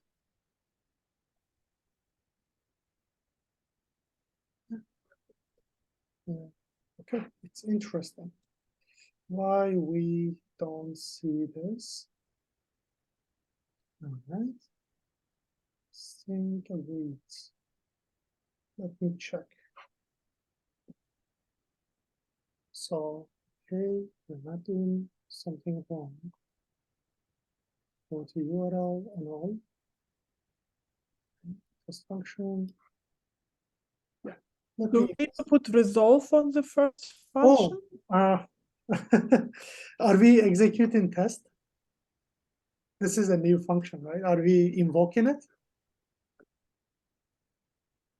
So no, right? To be able to see the result of the test, I need to execute the test, right? So let's run test without await. So my bad, I thought I put this. So test, now it invokes all this, right? Call stack. I'm invoking test, and test is invoking all of these one by one. So now I can see the results. So running. Yeah, but you see URL, okay? The problem with the URL is it's still coming the last one. And one thing is throwing, I forget one of the result here, right? I remove the promise and I have forget this. So let's run one more time. So I put all the functions as async, which returns a promise, first of all. Then I create another function, which is test, and I'm executing all of this in the test. And finally, I invoke the test, right? I should invoke to see the result. If I run, yeah, still the order is different. Even though you put them you make them all async, they return the promise, and you put them in another async functions, you need to provide await in front of them. So what await does, put them in order. So it says first, wait for this to be done, and then wait for the second one, and each other is going to wait the previous function. So now if I run finally, it should work, but it did not. So what is the problem? In my test function, I got an issue that these things are not happening line by line. So when I do test actually like this, I don't really, I should simply put all of this in the same. I could show this with only 2 examples. So first I will come back to this and fix this, but first let me give you a simpler example to understand this a little bit more. So 07 async await example.js. Okay, so first of all, let's create just one example, one simple example, and that will be just go to URL, right? Function, go to URL, which just console logs URL. And it doesn't return anything. So even if I try to put this const variable equals go to URL, since this URL doesn't return anything, if we try to get the return type of the go to URL, let's see what happens. So let's run. So that is undefined, right? Because this function doesn't return anything. But once I put async in front of this question, what Okay. happened? Oh no, I'm sorry. So once I put async in front of this, remember it was undefined. Now it should first return something and also console log our stuff. You see, it returns a promise.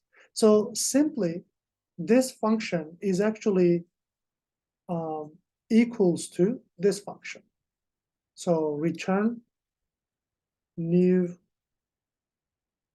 promise, which takes resolve and reject. And in this resolve and reject, I should delete this P. And it puts this in the function and it resolves it. Okay, so that's what it does. So these 2 functions are exactly same. So above function equals below. Okay, so all my goal here is to show that when you put async in front of a function, automatically it returns a promise. So then now, since this one returns a promise, I can either use then catch as well, by the way, right? It makes it available for me. So I can simply call go to URL dot then, which is the resolution, right? I will just simply resolve. So console log success. Otherwise, catch, not comma, catch, and we'll do simply console log fail. But what we did, we resolve it. So that's why if I run this from the promise, just this part, or from the above, I should get the same result. So let's run it. Hopefully we will get URL and success, which is very good. URL is coming from here and success is coming from here. If I comment these out, so remember we get URL and success. Now I am doing same thing with this go to URL, which is async. There is no promise in it. You see it exactly does the same. So these two functions are exactly same. What it does, async await automatically uses promises, right? It is built on top of promise. And once you put async in front of a function, it returns promise automatically. Okay, any question there? Did you see these are same thing?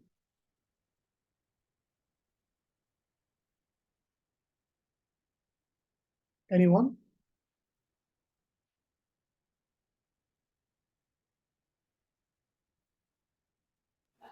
Yeah, very similar. Yep, similar. It works, right? So cool. Now what I can do is I can create another one, right? So I will comment these out as well. So could be useful, but my goal is not to do this. So let me take this. I will copy this, comment these out too. I'll put it here because I don't want to go up and down.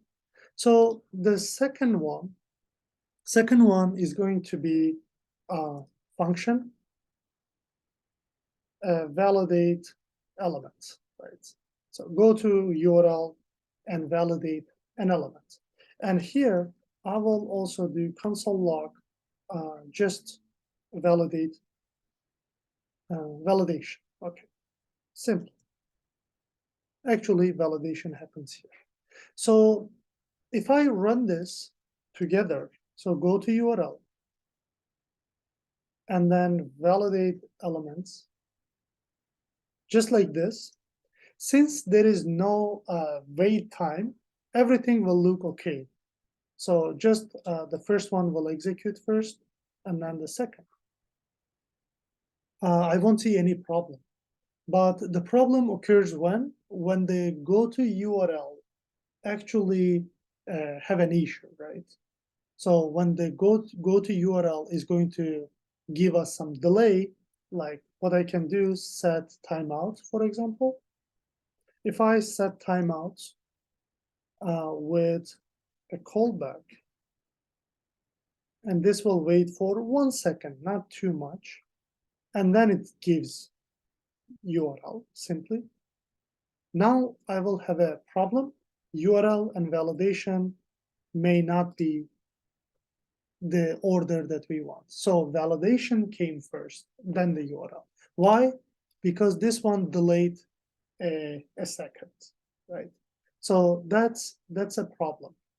So what I want to do, instead of invoking them this way, I need to asynchronize those. And I can do this with another function. Let's say I have function main, okay, or main test, and we'll call this one, and I need to wait for this, right? So definitely I need to wait for this. Okay, so I will put await, go to URL. Await is used to make await, but the problem here, you can't just say await right away. It says await expression are only allowed within async functions, right? And at the top levels of modules. Second part is not too important, but it says if you want to use await in a function body, this function should be async. Okay, so cool. Now it will wait for this. Then after waiting for this, honestly, in the main test, I don't even need to invoke this anymore. I can just put this code right here and it should do the job, right? Or you may say, just put validate element 2. So validate elements. So now after this, I can go down and execute my main test. And fingers crossed it will work. Okay, reference error, validate elements. Am I having? Is it- Oh, T. Sorry, I delete too much. Yeah, validation and URL finally. Oh, there is still problem, right? So this is running still the first. So why it's not waiting for this?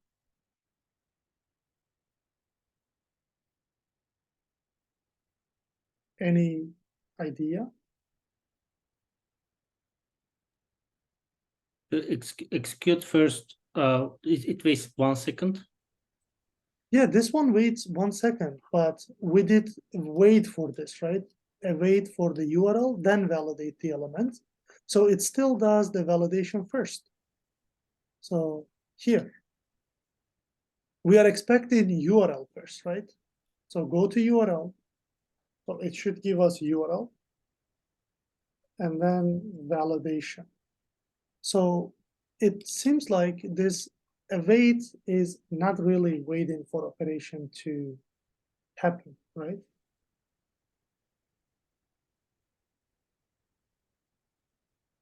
So what is?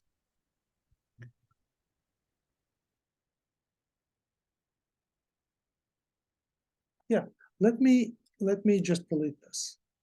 Should this be async or just this one? Yep. In this case, oh, main test, I forget that. So still validation and URL. So let me do this. If I put this as console log, just the validation. There is something, I am doing something very small wrong. I will find it. Yes, still validation and URL. Let me just investigate this.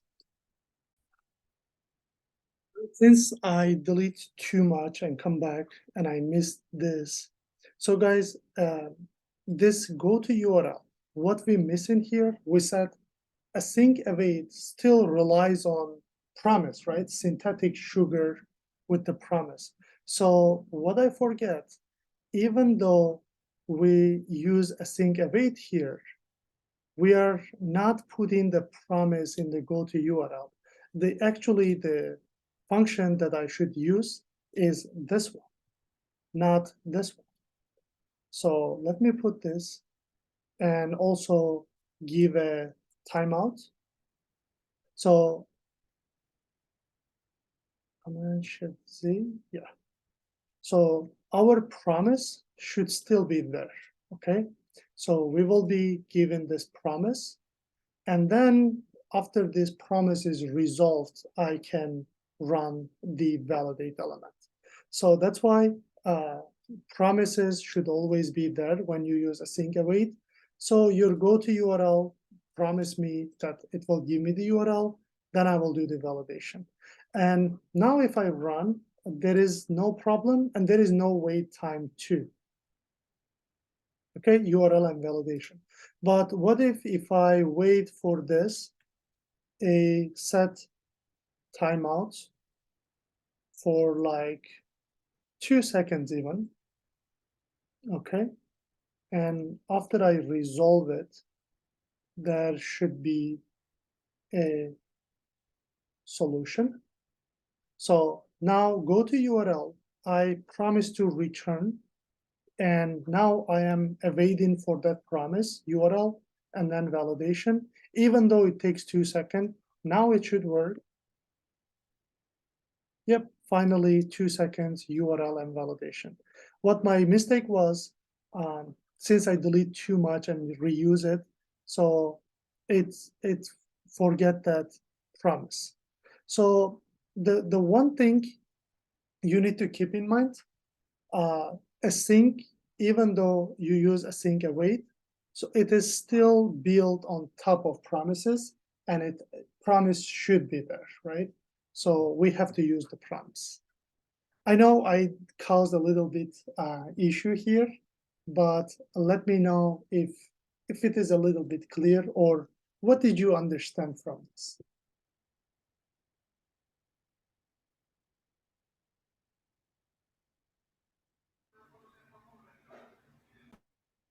Jeff?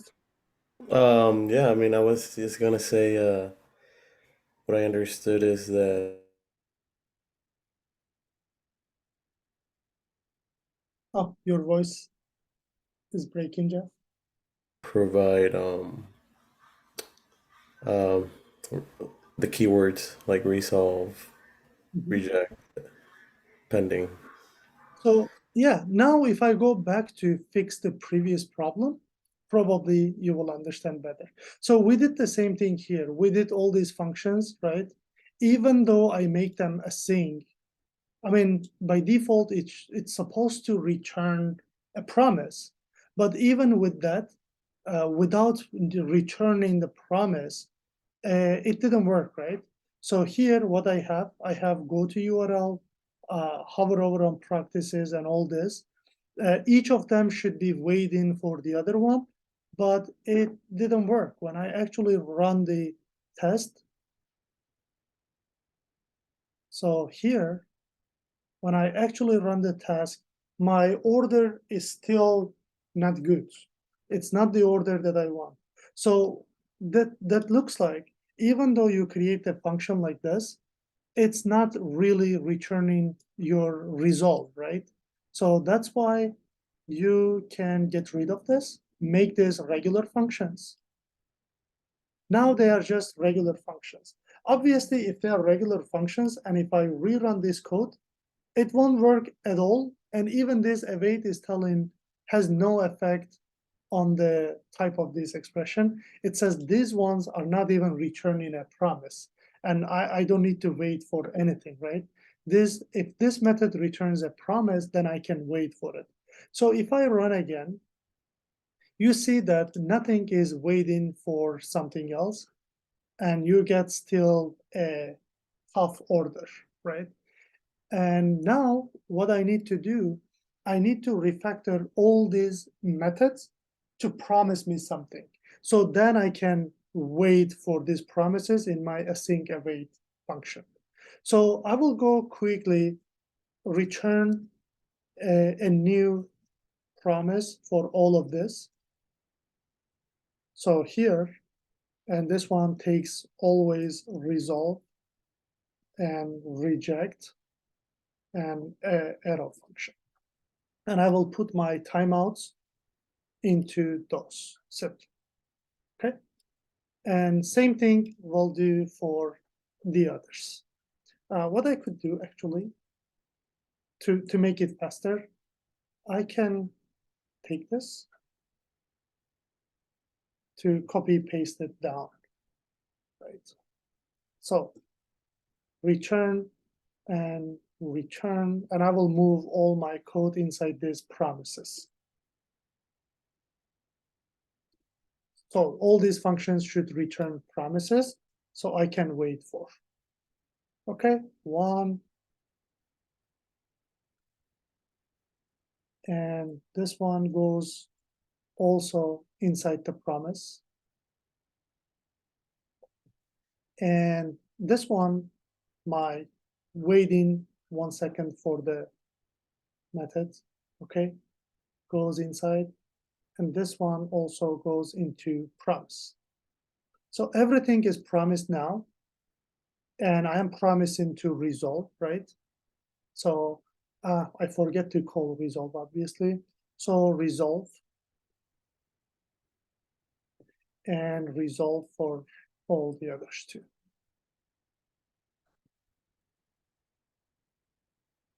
It is a bit tough, I understand. And hopefully you won't find yourself doing this too much, because most of these elements, or most of these methods, will be reusable coming from some third-party stuff like Cypress.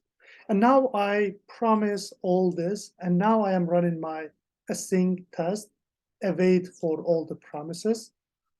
Now we can run, and hopefully we will get 1, 2, 3, 4, 5. That is our expectation. Yeah, one URL. Finally, each is coming one by one in the order that I want. But I spent a lot of time creating this, but eventually, instead of using all those then and so on, so what I saved here, so this guy is returning all the promises. What I would do, I would start with go to URL, then we'll do another callback, right? So then this, then this, then this. So then we'll do, instead of go to URL, we'll do now hover over on practice. And after this, we'll do another then. And inside this then, we'll do another callback, which is click on front-end testing. And after this, then we'll do another.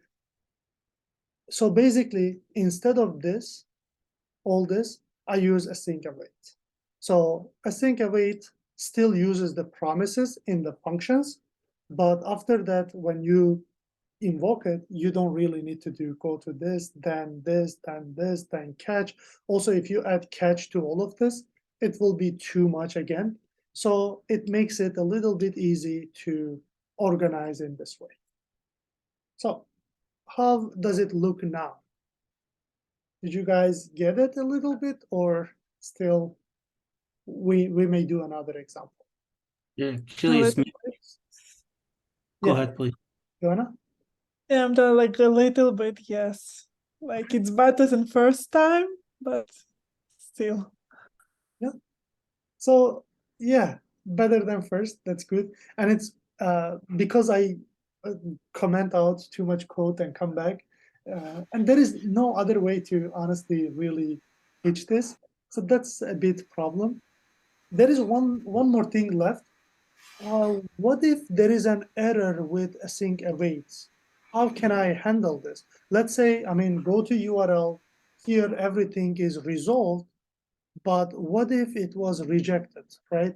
Let's say the last one, everything is good, but the last one is rejected, right? So I reject this on purpose. And let's see what happens now. We see that everything was working fine. Now I reject one of the promises. So I should get an error.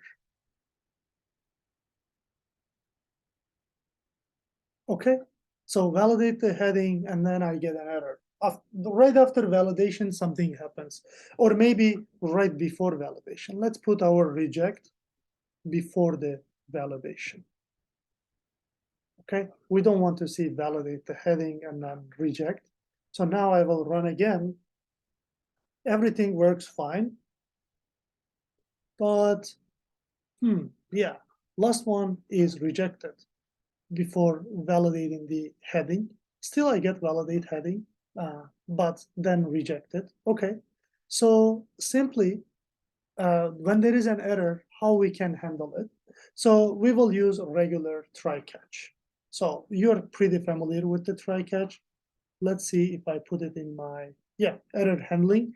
So in the async await, when you wait for something, okay, you can put it in the try, anything you want to try, and then catch any error and console log error.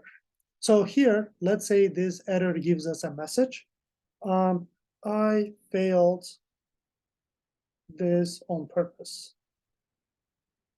Sorry, on purpose, right? I failed this on purpose. Now what I will do, I will put all my await into a try catch. So try block, and we'll catch the error. And what I want to do with error, I can simply just print it out. Because we never show user this kind of errors, right? We show nice errors. So console log error. So now let's see if I'm getting this or a nice and user-friendly error simply. So URL, hover over, click on front-end testing, click on alerts, and validate the heading. I failed this on purpose. Okay, this is how you can handle. So you need to know how to handle asynchronous code using callbacks, not used too much nowadays. And you need to know promises for sure. Even async await is relying on the promises. So it is there. And you need to have to handle those. When it is promises, you can handle them with then and catch. And when it is async await, you can handle them with try and catch. So that's it. How does it go? We have time to do one more example. I have one question. Yes. But for example, you have your validate the heading still executed even if it's reject before. So for example, if you're gonna have some validation after reject, we're gonna have like still code executed, or how Yeah, is it? but the thing is here actually there won't be the here I need to put the reject, but in actual environment again the code I put here is going to return a reject, right? I don't do anything, whether it will return a resolve or reject. So depending on the code, right? I will say, for example, driver.find element, right? Let's say from the Java way. Find element by ID and ID being empty, right? Can ID be empty? No. So this will throw an exception. So I will say if this, right? If this, if find it, resolve, else reject. So I don't really have a console log actually, right? So the console log here is just for demo purposes. So if it finds it, it will resolve it. Otherwise, it will reject it. And you will either get success or error. If you get an error, you will catch this and will log it simply. But for example, when we have the test case that like will validate there's text is there and it's rejected, but after that you need to click on something. It's gonna click on something else? No, it Okay. won't. Yes, it won't. Okay, so that's it. Okay, that's it. I don't want to reject it. I want to resolve this and make sure it works. Now let's run last time, make sure it works. In another example, I can reject it. Okay, URL, hover over, everything works good. Now let's do one last example, and hopefully with this, you will be much more clear. New file, 08, okay, 08, async await example, one more time. .js. Okay, so I will do maybe 3 steps this time. Okay, one of the step connect to external file, right? You can read some data, especially in Java. Again, if you remember, you read some input from external file like config.properties or from Excel files, right? Or from text files. So one function I will have is access file, right? So access file, and this will basically will access the file. So console log file access. And the second function will be read file, okay? Or let's say, instead of read file, get data from the file, okay? And this one is console logging data. but assume that this is really getting data, not console log, right? And the third one, I am using this data, right? You get the data, and I am kind of using this data. So pass data, right? Pass data to your script or use it somewhere. And we'll do console log, okay, used processing data, right? Okay, processing data, cool. So 3 steps. You access a file, you get the data from the file, and then you pass the data. So now I have a test, function test, and which use these 3 steps and make sure I can process. This whole process works fine, right? Test the data fetching process. Cool. One of the first things I should do is access file. Make sure you access file. And then the second one, make sure you get data. Okay. And the third one, make sure you pass data. If you can do all of this, then you're good, simply. So is there any problem with the weights or anything? If I run this test fetching process, do you think it will work, or are we going to get a problem? It will work. So far there is no problem, right? Because nothing really waits. There is no asynchronous problem. Okay, let's run. So file access, data, and let's put 1, 2, 3 as well, so that we can easily follow from the numbers as well. Okay, step 1, step 2, step 3. There shouldn't be any problem, okay? And this takes just maybe a second. But when the problem starts, if 1 waits or 2 or 3 of them waits more. So if this one waits, I mean, again, I put it unfortunately by myself, like thread.sleep. So actually you don't need to do this. This process just by itself takes some time. Okay, I set timeout for 10 seconds, actually. 10 seconds could be too much to wait. 5 seconds. So accessing file takes 5 seconds, and getting data takes 3 seconds. Okay, so I should put this in set timeout. And also, the parsing data takes 1 second or 2 seconds. Okay, so in total, actually what I'm expecting, this should take how many seconds? Because each one should wait for the other one, right? Access file, 5 seconds. After accessing, 3 seconds is this. It's 8 seconds and 2 more. This should take 10 seconds. But now let's run this. And meanwhile, I will count the seconds manually. So running it, 1, 2, 3, 4, 5. So in 5 seconds, everything is done. Because while this is executing, this is already done in 3 seconds, and this is already done in 2 seconds. And whatever is done in 2 seconds, it comes first. So processing data came as first, data later, and accessing later. But there is a problem with this, right? We have a problem with this. So these guys should be synchronized. I should resolve this problem.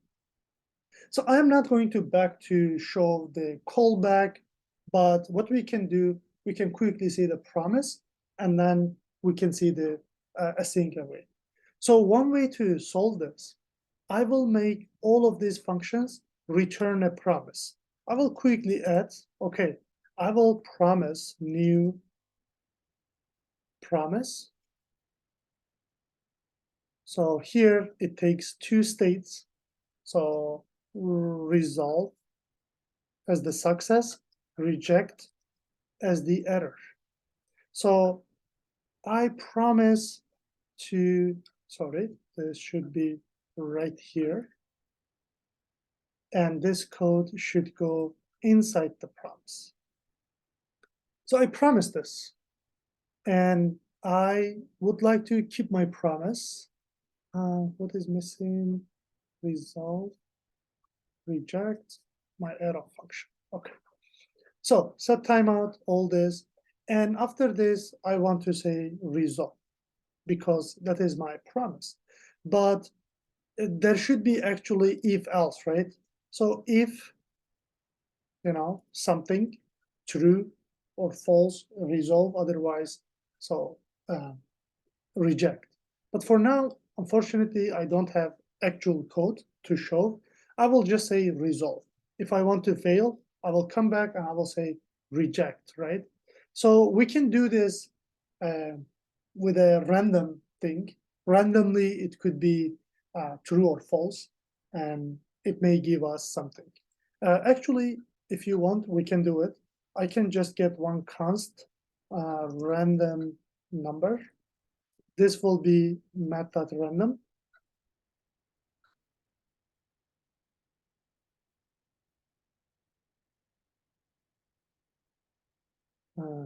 And in the math.random, I will just multiply this by 2 to get 2 numbers, and I will floor this. Math.floor.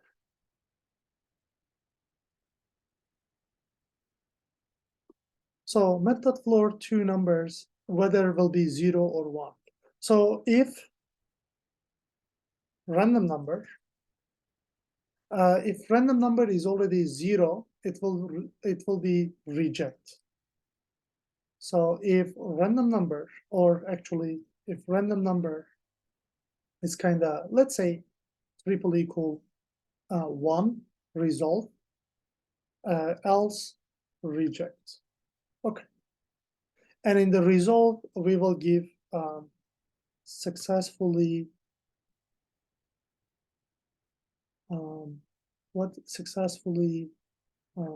access the file. Okay. And in the reject, we'll do error, file cannot be accessed.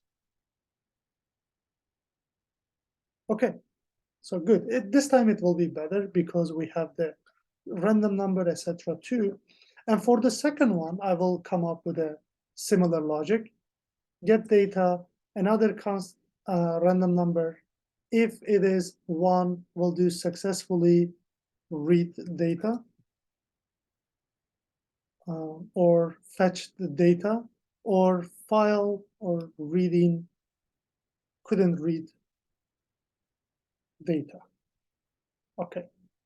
And the third one, again, we'll do another if else for this one. Processing data. So if number is 1, process data. And here, error, data could not process.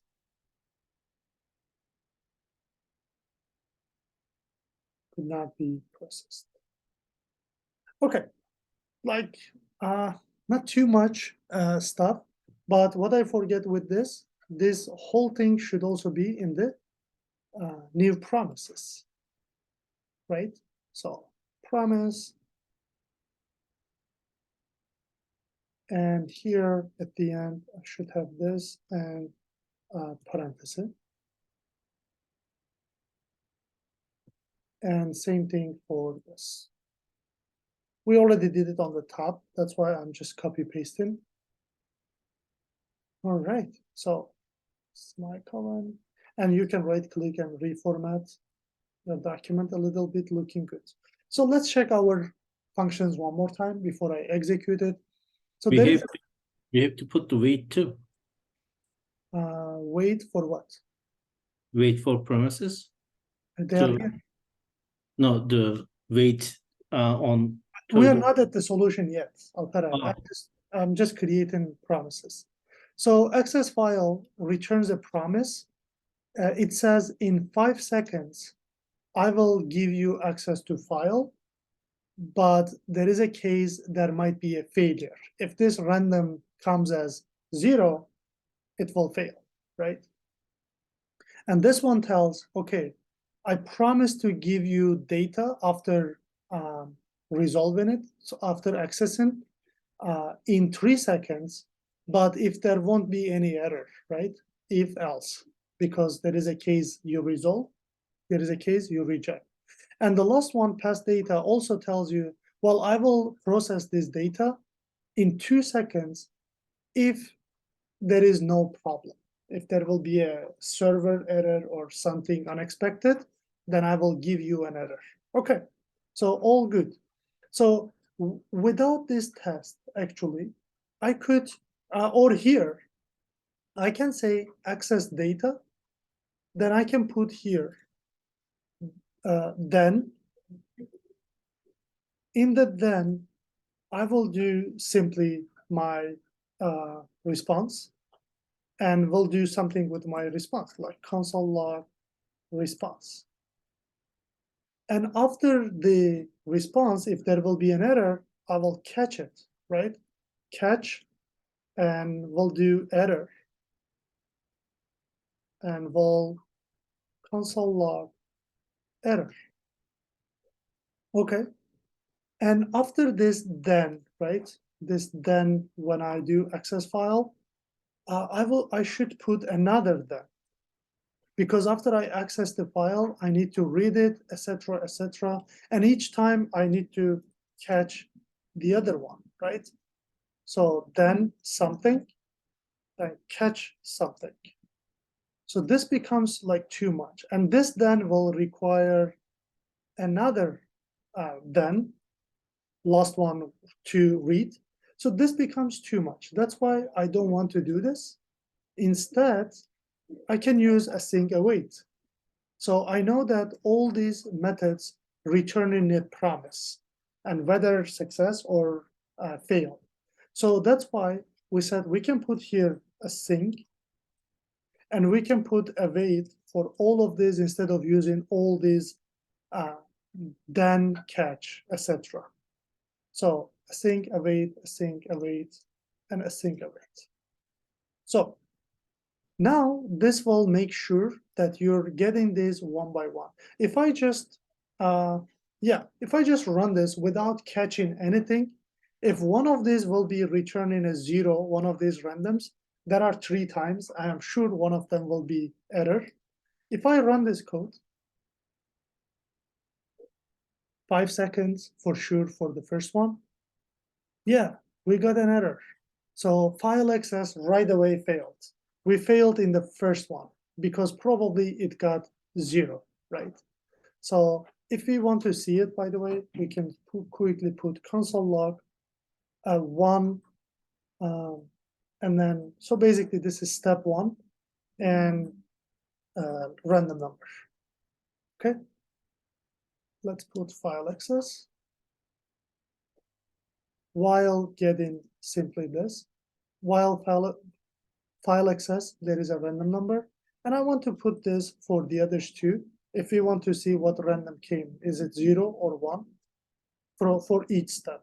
But I need to say this is 2 data, and this is 3 for processing data.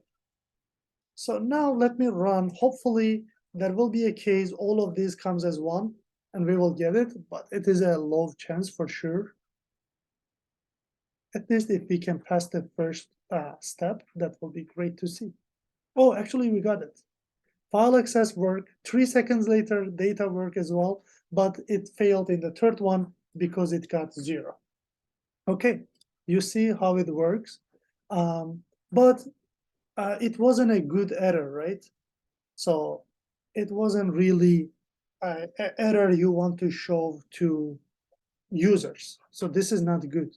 It failed in the first one, so definitely we don't want to show this whole error. That's why what I will do, I will put this in a try, and in case there will be a failure, I will catch whatever is the failure, then I will console log the error. Whether it is coming from excess data or from whatever. Let's run.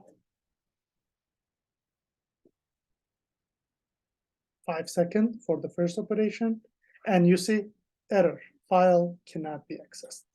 Okay, and if I run again, 5 seconds, again, first time it's failed because it right away got 0.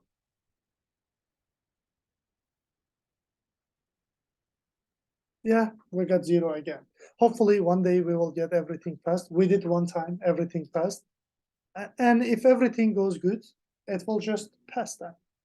If I don't rely on if and just say resolve, resolve, resolve, then everything will pass. Oh, the second one is passing. Okay, but the third one failed.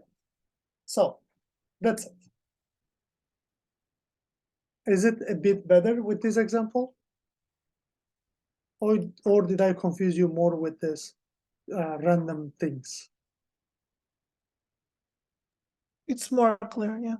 Yeah, cool. Sounds good. And as I said, honestly, all you need to care about is that part, the last part. Okay, most of the time, the functions that you will need to use, it already returns a promise. You need to handle it, right? You need to wait for example, you use a click on element function, it returns a promise. You don't need to create a click on element function, right? It's already there. All you need to do, you need to put it in a try, await for it, and then the next step. That's what you do. You mostly care about that part. Async and then await. Okay? And you need to know that await cannot be used outside the async function. So I cannot just go anywhere, say await something, you know. You can do that. So await should always be in a function. And even if I don't have function here async, you see, it right away gives me a compiler error. It says you cannot use await without async function. So keep it here. Okay, that was all.